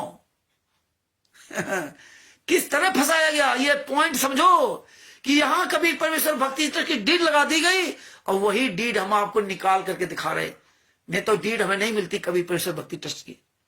और देखिए कबीर परमेश्वर भक्ति ट्रस्ट के नाम से ना सतलोक आश्रम बरवाला था, कबीर परमेश्वर भक्ति ट्रस्ट संत रामपाल जी उसके डायरेक्टर नहीं, कबीर परमेश्वर भक्ति ट्रस्ट के नाम जो बरवाला में खाता था पंजाब नेशनल बैंक में, वो खाता नंबर भी मेरे पास लिखा हुआ। पंजाब नेशनल बैंक में जिस बैंक में खाता था उसमें संत रामपाल जी वहां के नाम से कुछ नहीं था। बैतूल मध्य प्रदेश के उर्दन में पंजाब नेशनल बैंक के नाम से खाता था, उसमें कुछ नहीं था। वहां विष्णु साहू ने पैसे निकाल लिए। खूब लूट गदर मची, क्योंकि भक्तों के पास पैसा इतना है तो क्या किया जाए। खूब लूट गदर मच रही है, वो मची, खूब लूटा जा रहा, देश विदेश से खूब फंडिंग आ रही, खूब अयासी मौज कर रहे हैं। तो देखिए किस तरह संत रामपाल जी वहां फंसा। और देखिए पहली तारीख 6 महीना की दे दी, जो कि पहली तारीख जब पड़ती है तो महीना 15 दिन की तारीख दी जाती है। चार्जशीट दाखिल होने के बाद जब पहली तारीख पड़ती है तो एक कानून का नियम है कि महीना पर या 15 दिन या महीना भर, अधिक से अधिक महीना भर की तारीख दी जाती है। और यहाँ 6 महीने की तारीख दे देगी कोर्ट से ना, मतलब इस कानून को भी उन्होंने उल्टा कर दिया। हिसार कोर्ट से 6 महीने की एक तारीख देगी पवन कुमार यादव को। क्यों? जब पवन कुमार यादव गलत था तो 6 महीने की तारीख क्यों दी गई? क्योंकि इनकी उनकी अब 60 गांठ हो गई। तभी तो पवन कुमार यादव कहता है ना कि कभी कहता कि हम सब एक हो जाएंगे, राष्ट्रीय सभा सेवा समिति के हम सब लोग मिलकर के झंडा गाड़ेंगे। कभी कहता कि जेल से जो लेटर आया वो हमारे लिए बताया परमात्मा ने। कभी कहता ऑडियो जो आ रही वो सही आ रही। और ये तो बात खुलेआम कहता कि पुस्तक सेवा सब लोग करो, इससे आपके कर्म बनेंगे, खूब जम के पुस्तक सेवा करो। बताइए, खुल करके ये एक दूसरे का अंदर अंदर थे, सब एक हो गए। 6 महीने की सेवा, वो मामला को धीरे लिंगरान किया जा रहा, धीरे धीरे वो बंद कर देंगे। देखते जाओ आप, धीरे धीरे मामला बंद हो जाएगा। अब ये सब एक दूसरे के फंसाने संत रामपाल जी इसमें फंसेंगे। कबीर परमेश्वर भक्ति ट्रस्ट डीड फर्जी है और इसीलिए एफआईआर नंबर 429 में जो नागेंद्र चौहान जो बरवाला में कैमरे लगाए थे, सतलोक आश्रम बरवाला के अंदर महिलाओं के बाथरूम तक कैमरे लगाए गए। वो चल ना रहे हो अलग बात है, लेकिन कैमरे सब लगवा दिए गए थे। 120 कैमरे लगवाए गए थे उसी समय, बरवाला कांड के समय। और वही मीडिया ने वीडियो बना बना कर दिखाए थे, तभी कहते थे वहां बाथरूम में कैमरा नहीं है, फलाने जगह कैमरा नहीं है। तभी मीडिया ने संतराम पाजी महाराज से सवाल किया था कि महिलाओं के बाथरूम में वो कैमरे लगे थे तो क्या उसमें निगरानी करता था? बोले नहीं, वहां पे कैमरे नहीं लगे थे, बाहर लगे थे। उनको क्या पता कहां कहां कैमरे लगवा दी उन्होंने। तार लगाओ चाहे ना लगाओ, कैमरा का फोकस दिखाई देना चाहिए, बस कैमरा लगा है। 120 कैमरे लगवाए थे उन्होंने, बताइए। और वही कोर्ट में उसने बयान दिया था कि बलजीत यहां मौके पर खड़ा है कोर्ट में, और यही मुझे बुलाते थे, और हम यहाँ कैमरे का पूरा हम ही काम करते हैं, कैमरा लगाना, रिकॉर्डिंग करना आदि आदि जो भी काफी से है। तो पैसा कैसे आपको मिलता था? तो उन्होंने बताया कबीर परमेश्वर भक्ति ट्रस्ट के पे स्लिप पे मुझे पैसा मिलता था, और पैसा बलजीत देता था कबीर परमेश्वर भक्ति ट्रस्ट पर। और वो बलजीत इस समय वर्तमान समय यहाँ कोर्ट में है, और ये वही था बलजीत कोर्ट में जब बयान हो रहे थे। तब कोर्ट ने कहा कि वही कबीर परमेश्वर भक्ति ट्रस्ट की डीड लेकर के पर्ची लेकर आई है। और जब दोबारा पर्ची जब ये गया कोर्ट में नागेंद्र चौहान, तो पर्ची लेके नहीं गया। नागेंद्र चौहान से कहलवा दिया कि पर्ची खो गई है, पर्ची ना दिखाना। क्यों? अगर वो पर्ची दिखा देता तो उसने बता दिया, बयान दिया था ना, कोर्ट में लिखित बयान है, इसलिए एफआईआर नंबर 429 में बयान लिखा हुआ है। क्योंकि वहां जो भी आप कटघरे में जाकर बोलोगे सब लिखा जाता है, एक एक पॉइंट है, एक एक पॉइंट लिखा जाता है वहां पे, वो लिखा गया। और वो बयान ऐसे नहीं, आपने जो बोला और वो लिखा गया, अगर आपने कहा हमने ये नहीं बोला है तो दोबारा फिर आपके बयान होंगे, वो तो लिखा रहेगा। और लिखने के आगे वो कटता नहीं कुछ भी कि काटा जाए, कटिंग नहीं होती बयानों में। फिर आगे लिखा है हाँ इन्होंने ये बात कहा कि हमने नहीं कहा, इसलिए दोबारा फिर इन्होंने अपना ये बताया बयान। हाँ, एक एक शब्द इस तरह लिखा जाता है। ये ना सोचना कि ऐसे लिख गया, जो मर्जी जज लिख लिए, जो मर्जी वो वकील लिख लिया, ऐसा नहीं। वहां सारे इसीलिए बयान होते सबके सामने बयान होते, चोरी छिपे नहीं, ऑन रिकॉर्ड। हाँ, ये कोई खाला का घर नहीं है। तो वहां जब बयान दे दिया था, और अगर वो पर्ची कभी परमेश्वर भक्ति ट्रस्ट की दे देता ना, तो ये सब उल्टा फंस जाते बोतल की तरह। सब हमारे गुरु जी जेल से बाहर आ जाते, सब उल्टे फंस जाते कि कभी परमेश्वर भक्ति ट्रस्ट। अब बलजीत को साबित करना था कि कभी परमेश्वर भक्ति ट्रस्ट किसका है, और बलजीत साबित कर नहीं सकता था क्योंकि वो तो फर्जी ट्रस्ट था। फर्जी ट्रस्ट से नाम दीक्षा दी जा रही थी, फर्जी ट्रस्ट से बैंक खाते चलाए जाते थे, फर्जी ट्रस्ट से आश्रम चल रहे, फर्जी ट्रस्ट। तो ये लफड़ा था। और यहां संतराम पाजी महाराज के केस में ट्रस्ट की कॉपी दे दी। क्यों? अब यहां संतराम पाजी महाराज तरफ हो गया ना, तो वकीलों ने कॉपी दे दी। इन्होंने क्यों लगा दी भाई डीड?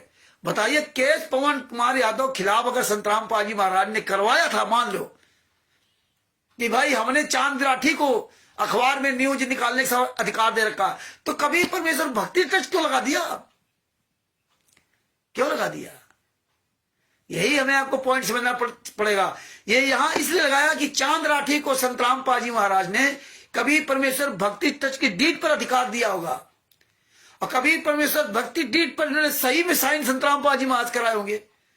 क्योंकि जहां संतराम पाजी महाराज को फंसाना था, वहां संतराम पाजी महाराज के साइन करवा लिए, और जहां फंसाना नहीं था, अपना खुद लूटना था, जमीन अपने नाम करनी थी, खाता अपने नाम खुलाना था, वहां खुद अपने साइन मान लिए इन्होंने। बैतूल में विष्णु साहू को आश्रम बनाने के लिए देना था, वहां फर्जी साइन बना लिया, वहां गुरुजी को नहीं दिखाया। वहां गुरुजी दिखाते तो ये फंस जाते। यही इन्होंने यहां किया कि चांद राठी को कभी परमेश्वर भक्ति ट्रस्ट के पर्चे पर संतराम पाजी महाराज से अधिकार ले लिया, और वो फर्जी उसमें भी साइन होंगे या जो भी हो। अब यहां अब संतराम पाजी महाराज साबित करे असली है नकली। अब ये हालात है। तो भगत भाइयों, भविष्य में कभी भी आपके खिलाफ कुछ भी हो सकता है, गांव घर गली में कहीं भी बुरा वक्त कभी आ सकता है। अपने गुरु जी से सीख ले लो। आपके घर परिवार वाले कभी भी आपसे विमुख हो सकते हैं, इतना मोह मत पालो। लड़कों बच्चों परिवार पत्नी बेटा बेटी भाई भतीजा बहन बहनोई मामा मामी ताऊ चाचा नाते रिश्तेदार यार दोस्तों से इतना मोह मत पालो कि कल को आपको खून के आंसू रोने पड़े। यह सीख अपने गुरु संत रामपाल जी महाराज से ले लो। संत रामपाल जी महाराज ने तो अपने बच्चों को पत्नी को अपने बच्चों को खून पसीने की कमाई से उनको पाला पोसा, और आज सबसे बड़े दुश्मन वही बने। नाते रिश्तेदारों को पाला पोसा, सबका सेवा की जो भी किया उन्होंने, नौकरी की, नौकरी से सबको पाला पोसा, आज वही उनके दुश्मन हो गए। उनके नाते रिश्तेदार उनके यार दोस्त उनके घर परिवार वाले सारे लोग दुश्मन हो गए। और एक चीज बताऊं कि जिस दिन आप लोग ये आंदोलन करोगे, जिस दिन आप लोग जगह जगह आंदोलन छेड़ोगे ना, उस दिन देख लेना कितने लोग संत रामपाल जी महाराज के भी खास लोग निकल के आएंगे, जो बेचारे दबी जुबान से बोल नहीं पा रहे, वो आएंगे निकल करके। आप सोच नहीं पाओगे। ऐसा महसूस होता कि आने वाले समय में भगत समाज बहुत निकल के आएगा, जगत के लोग निकल के आएंगे, अन्य धर्म गुरु भी सहयोग करेंगे, जैसे बापा सीताराम जी महाराज जी कर रहे हैं। सारे लोग इस दुनिया में गलत थोड़े हैं, लेकिन सारे लोग समझ नहीं पाते, क्योंकि समझने के लिए इन्होंने इस तरह जाल रचा है कि आदमी इस जाल को कोई समझ ही नहीं सकता।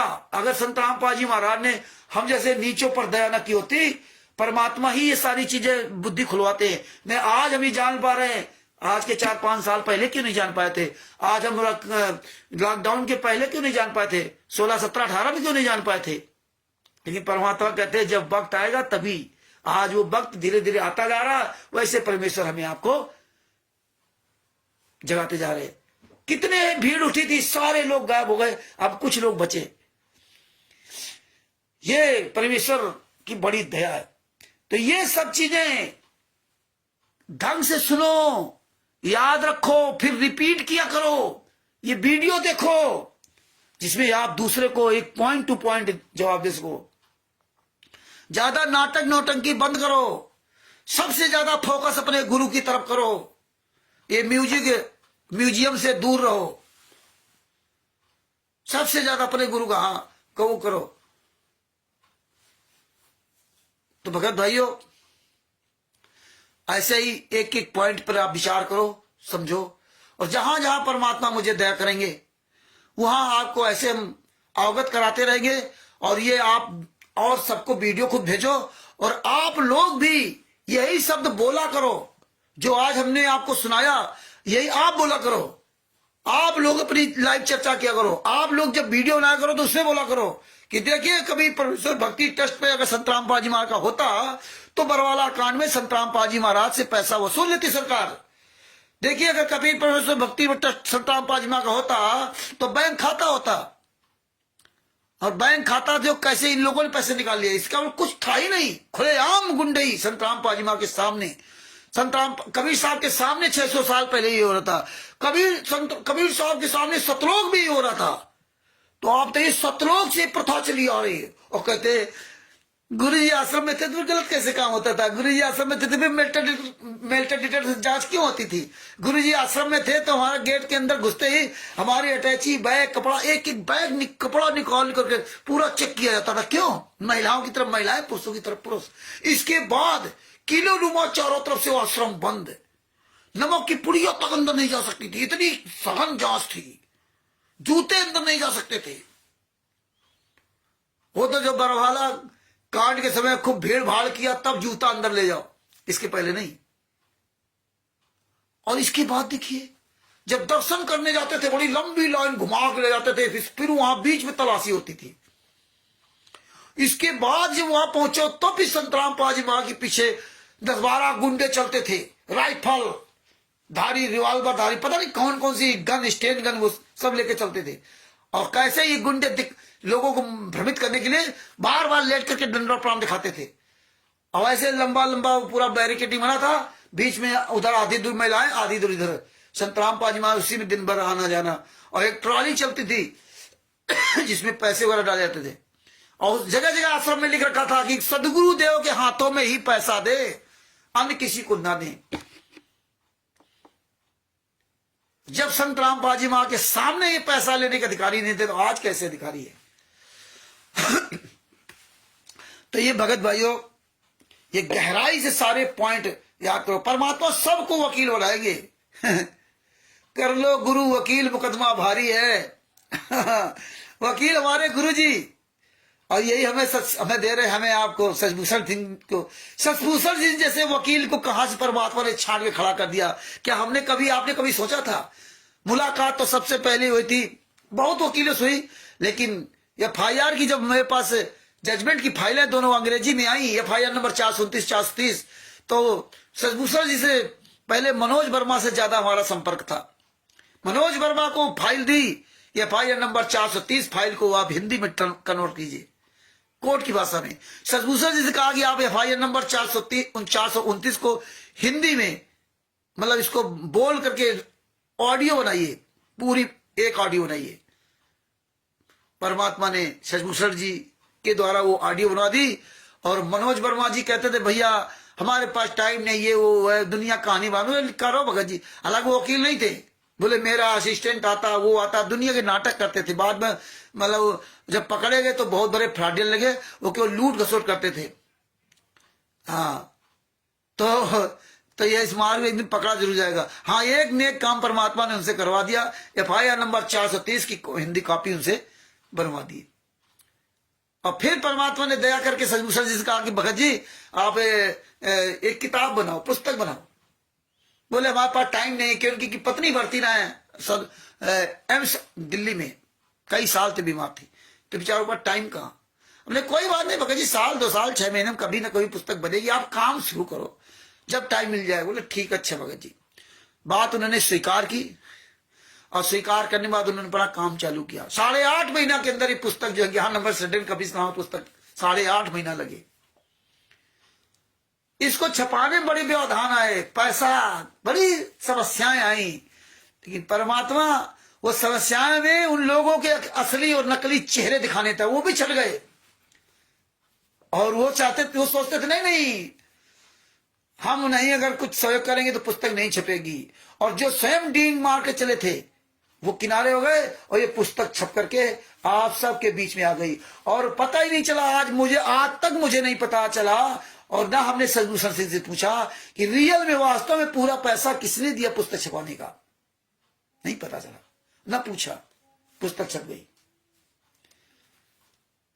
और लोग तो ऐसे हैं, दिन भर झूठ गप मारेंगे, हमने तो रामचंद्र को पैसा दिया था, हमने तो सचभूषण जी को पैसा दिया था, वो तो पैसा मांग रहे थे, वो तो ये कर रहे थे, वो तो कर रहे थे। इस तरह गपोड़ मारने वाले तो बहुत हो जाएंगे।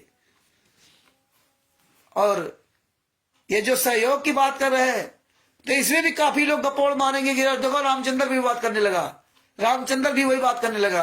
अगर दूसरे की तरह अगर हम लोगों को समझते हो तो आप इसमें सहयोग मत करना। बात बाकी समझदार तो सब समझ ही रहे। ये भगत भाइयों, हमारे जितने भाई बहन हैं, किसी पर कोई भी किसी तरह आपत्ति आती, कार्रवाई होती है, हम सब लोग मिल करके ना, एक कहते बूंद बूंद से घड़ा भरता है, हम सब लोग मिल करके एक दूसरे का सहयोग करेंगे। हाँ, हम सब लोग मिल करके एक दूसरे का सहयोग करेंगे इस कानूनी प्रक्रिया में। इसमें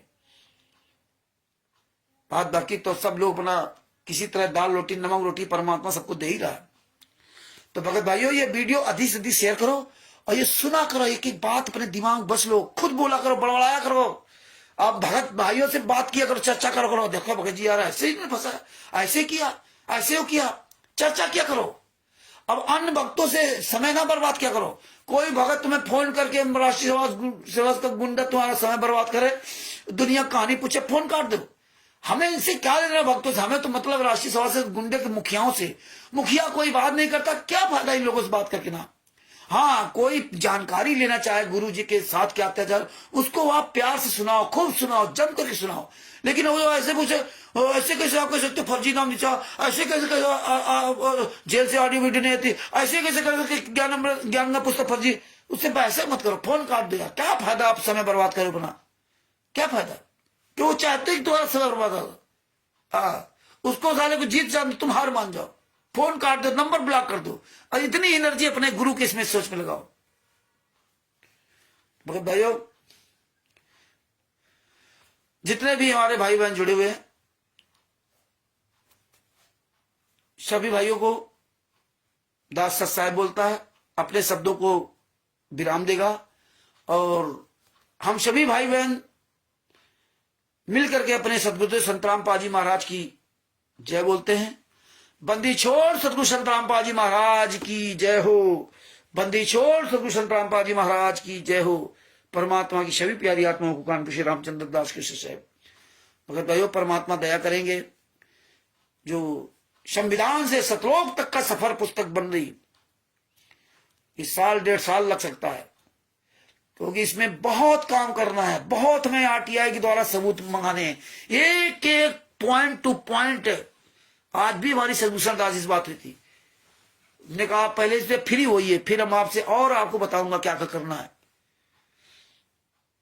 हम ये जितने मंत्री नेता यहां आरटीआई लगाएंगे, मुख्यमंत्री हरियाणा, मुख्यमंत्री गृह मंत्रालय हरियाणा, भारत सरकार गृह मंत्रालय, इस सारे जगह आरटीआई लगाऊंगा। जितने स्टेटों में सतलोक आश्रम चल रहे हैं, वहां सब जगह सब मुख्यमंत्रियों को आरटीआई लगाई जाएगी। जो जो मंत्री नेता इनके आश्रम में जा रहा, मंत्री सरकार में रहते हुए जा रहा है, उसकी सबकी आरटीआई लगाई जाएगी। सारे लोगों से सवाल किए जाएंगे। जितने भी थाना पुलिस हैं, कोशिश करूंगा जहां जहां नामदान सेंटर उन सबके थानों में आरटीआई लगाई जाएगी। इसके लिए आपको सदभूषण जी का तन मन धन से सहयोग करना होगा, क्योंकि आरटीआई में हम ही चाहते सबका उसमें सहयोग बने, सबका। तो ये सब हमें आपको बहुत लंबी प्रक्रिया अपनानी होगी। ये हमें बहुत सबूत इकट्ठा करने होंगे। या मीडिया, जितने भी ये मीडिया के ऑफिस बने हुए, जितने भी मीडिया वाले बरवाला कांड में भौंक रहे थे, इन सब के हम आरटीआई के द्वारा या वो ऐसे लेटर भेज करके इनसे सवाल जवाब करेंगे। हम कोई भी हर क्षेत्र में कोशिश करूंगा, एक एक पॉइंट पर हमारे पास सबूत होना चाहिए पूरी दुनिया के सामने। थाना क्या कर रहा है, जहां आश्रम बने हैं वहां का जो लेखपाल है या जो भी वहां अधिकारी होते हैं, उनसे सबसे ये आरटीआई द्वारा सबूत मांगेंगे। ये आश्रमों में जो फर्जी नाम दीक्षा दी जा रही है, वो भी आरटीआई के द्वारा थानों से सबूत मांगे जाएंगे। कितने बार आज तक संत रामपाल जी महाराज के परिवार संत रामपाल जी महाराज से जेल में मिलने गया, कितने बार संत रामपाल जी महाराज की पत्नी मिलने गई, कितने बार संत रामपाल जी महाराज की बेटी मिलने गई, कितने बार संत रामपाल जी महाराज जेल से अपने परिवार वालों को से बात की, कितने बार संत रामपाल जी महाराज ने अपने परिवार वालों के अलावा दूसरों से बात की, दूसरों से बात की।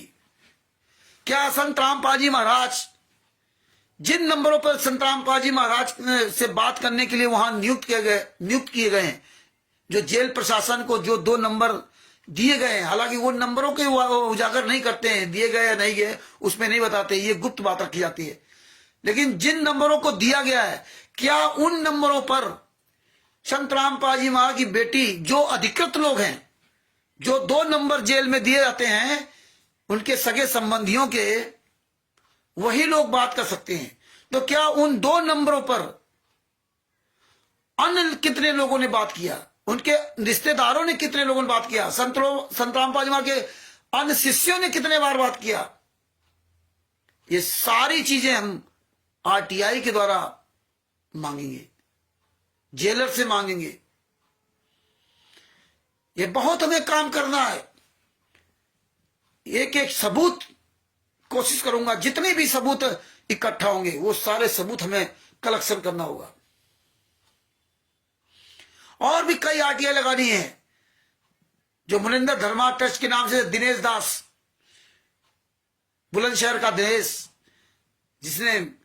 जिसके वहां का एसआई सब इंस्पेक्टर ने लिखित में दिया कि मुनिंदर धर्मा ट्रस्ट इनका है, और ये लोग मुनिंदर धर्मा ट्रस्ट के नाम से काम कर रहे हैं। संत रामपाल जी महाराज का ट्रस्ट नहीं है, तो संत रामपाल जी महाराज का ट्रस्ट नहीं है, मुनिंदर धर्मा ट्रस्ट इनका है, तो फिर संत रामपाल जी महाराज के नाम से काम कैसे कर रहा? यही बात हमने एसआई बुलंदशहर वाले से बात की थी, तो कह रहा था दोबारा जांच करा लो। हम दोबारा तिवारा हमेशा जांच करते रहेंगे। ये किस ट्रस्ट के नाम से आश्रम चल रहे हैं, नामदान सेंटर चल रहे हैं? कबीर परमेश्वर भक्ति ट्रस्ट के नाम से नाम दीक्षा दी जा रही है। ये कब से दी जा रही है? इस ट्रस्ट का चेयरमैन कौन है? ये में बहुत सबूत इकट्ठे करने पड़ेंगे, तब जाके पूरी दुनिया के सामने उजागर होगा। एक बार नहीं आरटीआई एक बार लगा दिया, कई बार आरटीआई लगानी होती है। कभी वो जवाब नहीं देता, कई दूसरे जवाब, कई तरह के जवाब ले रहे, एक तरह नहीं। ये वकील साहब सब जानते हैं। हम तो मोटी मोटी बात उनसे करते रहते हैं, बात बाकी तो लीगल प्रोसेस उन्हीं को पता है। लीगल प्रोसेस हम नहीं उतना कर सकते जितना वकील साहब कर सकते, क्योंकि उनको हर कानून के पहलू की जानकारी है। और कहीं अगर होता तो अगर दिक्कत आती तो अपना एक दूसरे से पूछ लेते हैं। इसीलिए परमेश्वर ने हमें मजबूत वकील दे रखे संत मूसर सिंह जी को। तो भगत भाइयों देखिए, आज परमात्मा की ऐसी असीम दया है कि देखो संत महात्मा भी तुम्हारे गुरु के लिए बोलने लगे। तुम भी याद रखना, किसी भी के साथ अत्याचार हो रहा हो, किसी धर्म गुरु के साथ, तो उनकी मजाक न उड़ाना। ये ना कहना कि उनको ज्ञान नहीं था, वो काल के दूत थे, वो काल ब्रह्म थे, तब इसलिए उनके साथ ऐसा हुआ। नहीं, परमात्मा सबकी रक्षा करता है, समझे ना? क्योंकि उस परमात्मा की सारी संतानें हैं। हम आप क्यों उसमें अंतर पैदा करते हो? देखिए, बापा सीताराम जी महाराज जी से सीख लीजिए, कोई लेना देना नहीं संत रामपाल जी महाराज से। तुम लोग इतने साल के पुराने भगत हो, तब तुम्हें बोलने में शर्म आती है, वो तो कोई लेना देना नहीं, फिर भी बोल रहे। यही पाकिस्तान में लोग आवाज उठा रहे थे हमारे गुरु जी के लिए। जब सच्चाई जान गए तो वो दूसरे धर्म गुरुओं के शिष्य थे, और आज भी है। आज भी हमारी राड़ो मर लाला दास जी से बात होती, और सबसे दूसरे धर्म गुरुओं के शिष्य थे। लेकिन जब सच्चाई जानी तो मेरे गुरु के प्रति उन्होंने उजागर करना शुरू किया पाकिस्तान में। बोले नहीं, उनकी भाषा थोड़ी उस तरह का है पाकिस्तान। रामपाल, संत रामपाल सच्चा है, ये सब झूठा है। संत रामपाल कह रहा है कि मुझे जान से मार डालते, मैं छुपा रहा इसलिए बच गया। सारे सबूत पहुंचा दिए थे पाकिस्तान में। वो जितने भी वहां खड़े हुए थे पाकिस्तान में, पीठ पीछे तो संत रामपाल जी वहां के शिष्य थे, लेकिन मैदान में जगत के ही सब लोग थे। एक संस्था वहां चलाते, समाज सेवी संस्था, भील समाज से हैं, उनसे भी हमारे अच्छे संबंध हो गए थे। कई कथावाचक, कई डॉक्टर, कई बड़े बड़े लिखे पढ़े लिखे लोग फोन करते थे, संपर्क करते थे। जब उन्होंने रामचरित मानस भागवत आदि का प्रमाण सुना, और हमको पता नहीं, गुरु जी प्रणाम, सादर प्रणाम, पता नहीं क्या क्या वो बोला करते थे ना, इतना सम्मानित शब्दों से बोलते थे। हमने भैया फिर बंद कर दिया। हमको ना भैया, हम गुरु नहीं है, हम एक आम आदमी है। हमारे गुरु ने जो मुझे सुनाया वो तुम्हें सुना दिया, गुरु को धन्यवाद दो, मुझे नहीं। अब इसलिए वो बंद किया। और नहीं तो भैया ये काल ब्रह्म पता नहीं चलेगा कब तुम्हें भ्रमित कर दे। इसलिए मान बढ़ाई, ये सब चीजें बहुत खतरनाक होती है। तो ये आप लोगों के द्वारा जो पूरी दुनिया के सामने जो तुमने ये सबूत पहुंचा दिए, रात दिन बोल रहे हो, इसका ये प्रभाव है। आप लोगों की मेहनत आपके सामने नजर आ रही है। हाँ, आपके सामने। धन्य है हमारे आप सभी भाई बहन और बापा सीताराम जी महाराज जी। धन्य है आप सब लोग, अहरी दासी जी, कमल देव जी, कृष्णा दासी जी, वीरेंद्र दास जी। देखिए, झारखंड से अगला बंदा अकेला यहां कानपुर फर्रुखाबाद में आया। सर्दियों के सीजन में हम तो सोचा नहीं था इतनी दूर से ऐसी होती तड़प। झारखंड से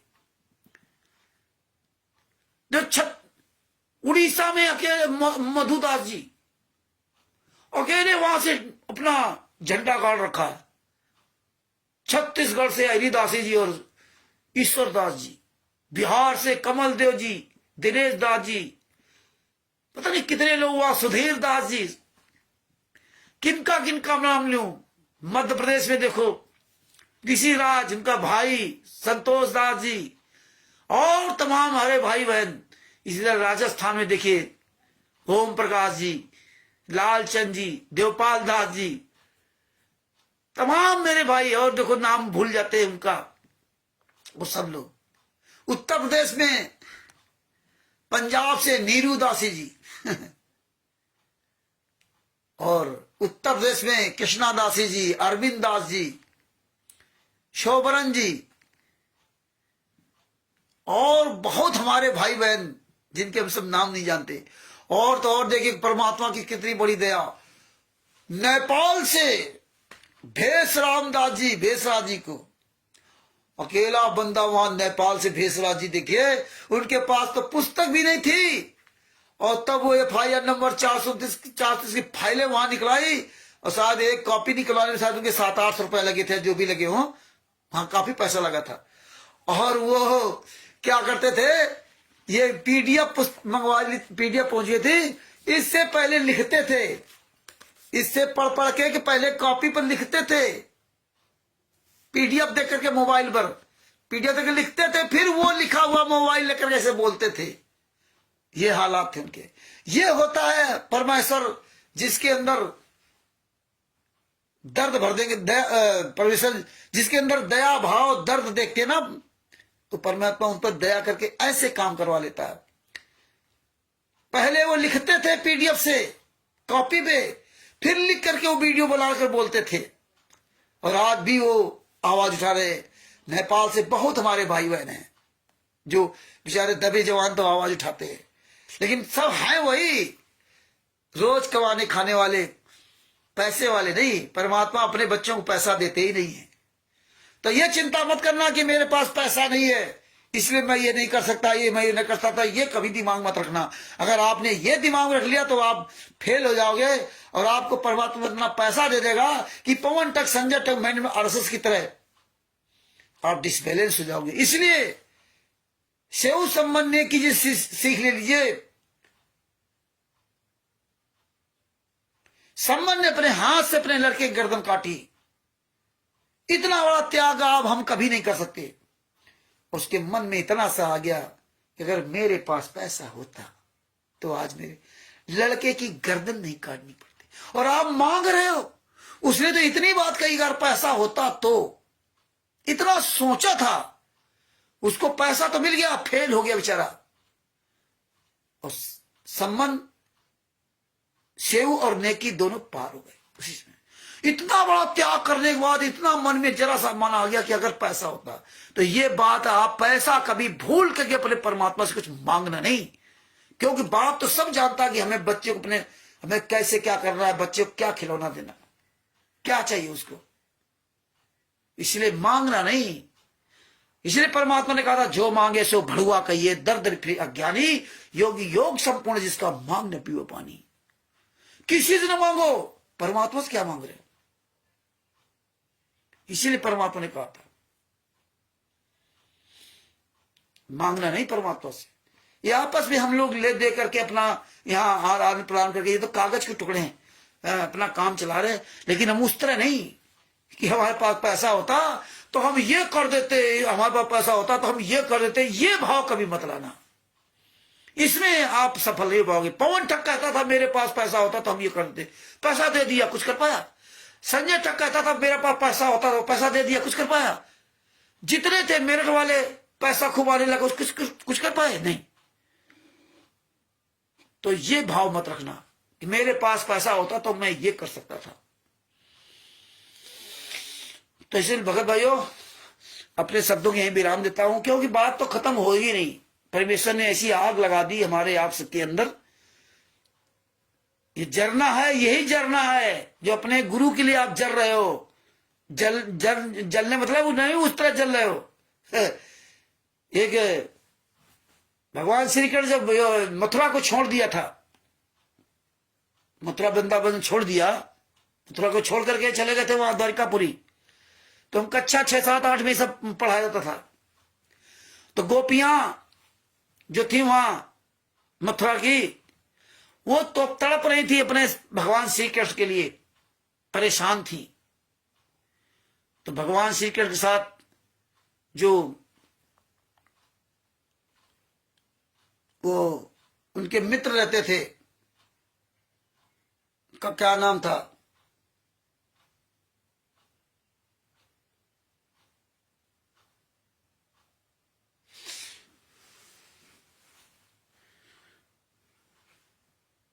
देखो पेट में है, मुंह में नहीं आ रहा। तो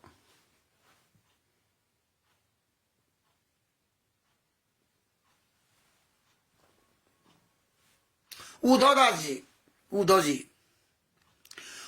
जी भगवान श्री कृष्ण बोले कि जा रहे हैं, हम गोपियों को समझा देंगे, वो तुमसे मोह ममता खत्म हो जाएगी उनकी, अब वो सब प्यार प्रेम से रहेंगे। आप बेकार वाली बात करते हो कि आपके लिए वो तड़प रही, वो रही, नहीं नहीं, ऐसा कुछ नहीं होगा। हम जा रहे हैं, बोले जाओ भाई, समझा लो जाकर। उद्धव दास जी गोपिकाओं को समझाते हैं, जो भी अपनी भाषा में वहां समझाया वो समझाते हैं। काफी लंबा प्रकरण था, उसमें वो सब भूल गया हूं, लेकिन थोड़ा बहुत याद है। परमात्मा जितना जरूर होता है याद करवाए रखे। गोपिकाओं ने जवाब दिया उद्धव दास जी को, उद्धव मन न हुए 10-20। हे उद्धव दास जी, ये शिक्षा तुम्हारी मेरे काम नहीं आ रही है। आप जितना सुना रहे हो ये सब मेरे अंदर नहीं जा रहा है, सब ऊपर निकल जा रहा। हे उद्धव जी, मन न हुए 10-20, एक तो सो गयो श्याम संग को और आधे ईस। एक मन था, वो हमारे भगवान श्री कृष्ण के साथ चला गया। अब कौन तुम्हारी बात माने, कौन तुम्हारे भगवान की पूजा करे, को और आधे ईस।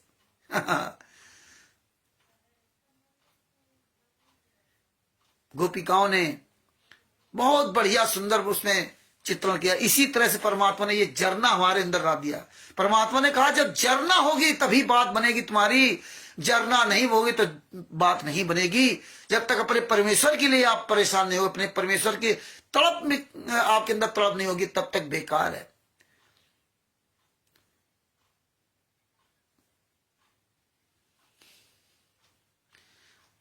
गोपिकाओं ने बन से कहा वहां पे, मधुबन तुम कत रहात हरे, मधुबन तुम कत रहात हरे, विषय विरय वियोग श्याम सुंदर के ठाड़े क्यों नजरे।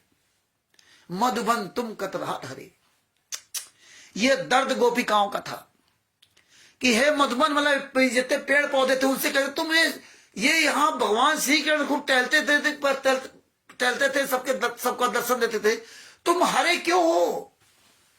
विरय वियोग श्याम सुंदर के ठाड़े क्यों नजरे।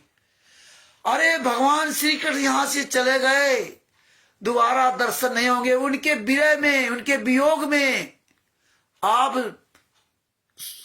जल क्यों नहीं गए, सूख क्यों नहीं गए, ठाड़े क्यों नजरे, खड़े खड़े क्यों नहीं जल गए। इस तरह भगत भाइयों, तुम्हारा बाप जेल में यातना सह रहा है अपने गुरु के लिए। उनके तो भगवान श्री कृष्ण द्वारिकापुरी में रहने लगे थे खुश ठाट बाट से, और आपके गुरु, आपके पिता, आपके परमेश्वर जेल में यातना सह रहे। इसलिए अपने गुरु के लिए आवाज उठा लो, अपनी आवाज बुलंद करो, शेर की तरह दहाड़ो, अंदर से रो और बाहर से नहीं रोना। भाई भाई आपस में, भाई बहन आप लोग चर्चा करना तो जरूर आंसू बहा लेना, लेकिन इन गुंडों के सामने, इन गुंडारों के सामने आंसू मत बहाना, ये ध्यान रखना, ये तुम्हारी कमजोरी होगी। तो भगत भाइयों, ज्ञान अमृत शरण का विजन पुस्तक पढ़िए, प्रचार कीजिए, ये सब बातें ध्यान रखिए, समझिए, आपस में चर्चा कीजिए। आप लोग भी ऐसे वीडियो बनाइए, जब रोज आप लोग भी इसी तरह ही बातें सोच समझ कर रिपीट करोगे तो आपके दिमाग में धीरे धीरे भरती जाएंगी। अगर आप कथा कहानी के रूप में इस कान से सुन लिया, इस कान से निकाल दिया तो कोई फर्क नहीं पड़ेगा। इसलिए रिवीजन करना जरूरी है। ये बार बार को थोड़े हम बोल पाएंगे, पता नहीं परमात्मा कब क्या दया करते थे, बोल देते। कोई हमें याद को थोड़ी है कि हम कोई लिख रखा है। अचानक परमात्मा आज शाम मीटिंग ये मन हुआ, 8 बजे तक कोई बातें नहीं थी, कमल देव जी को फोन किया और कुछ बातचीत हुई, तब बोले चलो आज हम, बोले 8 बजे बापा सीताराम जी के बारे में पूछा तो बोले वो शायद 11 मिनट 11:30 बंद हो गया लाइव, पता नहीं किसी कारण से। तो बोले कोई लाइव आ रहेगा, तब बोले चलो अच्छा हम आते हैं, आज कुछ देर के लिए आते हैं। कुछ टाइम के लिए कहा, ये बहुत टाइम कर दिया परमात्मा ने। चलो ठीक भगत भाइयों, अब जितने हमारे भाई बहन जुड़े हुए हैं सभी को मुजदास की साहब, और जो भी ये ज्ञान अमृत शरीर का 20वां पुस्तक मंगवाना चाहते हैं वो बिहार के सीनियर एडवोकेट सदभूषण सिंह जी, जिनका मोबाइल नंबर है 9931592093। उनको फोन करके ये पुस्तक आप उनसे मंगवा सकते हो बाई डाक द्वारा। और जितने भी हमारे भाई बहन संत रामपाल जी महाराज के शिष्य हैं ये पुस्तक दिखा रहे, आप उससे प्राप्त कर सकते हो। मुझ रामचंद्र दास से प्राप्त कर सकते हो। मेरा मोबाइल नंबर 9140622668 है। बस ये है कि हमारे क्षेत्र के आसपास के जो भगत भाई बहन दिखा रहे हैं उनके आसपास क्षेत्र में हो तो उनसे पुस्तक ले लेना, वरना आप सदभूषण सिंह जी से पुस्तक मंगवाएं, क्योंकि हम वहां से मंगवाएंगे फिर आपको भेजेंगे तो फिर डबल उसका डाक खर्चा लग जाता है, डाक खर्चा बहुत आ जाता है। इसलिए आप बिहार के सीनियर एडवोकेट सदभूषण सिंह जी, जिनका मोबाइल नंबर 9931592093, उनसे प्राप्त करें। और या पीडीएफ, ये किसी भी भगत भाई बहन से आप उस पे पीडीएफ प्राप्त कर सकते हैं। सभी लोग पीडीएफ जरूर रखा करें, और पीडीएफ आप सब लोग दिन में एक बार जरूर वायरल किया करो फेसबुक पे, जहां जहां व्हाट्सएप पे, इंस्टाग्राम में, जहां जहां पुस्तक पीडीएफ जा सकती है, तो ये पीडीएफ को एक बार जरूर दिन में सब लोग वायरल किया करो, रिपीट किया करो। तो इसमें सभी केसों का जजमेंट दिया हुआ, एक बार जो इसको पढ़ लेगा तो उसका परमात्मा जीवन सफल बना देंगे, उसको अपनी शरण लेकर के सच्चाई बोलने का मार्ग दिखा देंगे। अब इस वीडियो को अधिक से अधिक शेयर करो, अपने अपने सभी लोग अपने अपने चैनल में डालो, और अपने शब्दों के विराम देता हूं। और हम सभी लोग मिलकर के अपने सतगुरुदेव संत रामपाल जी महाराज की जय बोलते हैं, सभी भाई बहन मिलकर के। बंदी छोड़ सतगुरु संत रामपाल जी महाराज की जय हो। शाह साहिब, जय हो बंदी छोड़ की।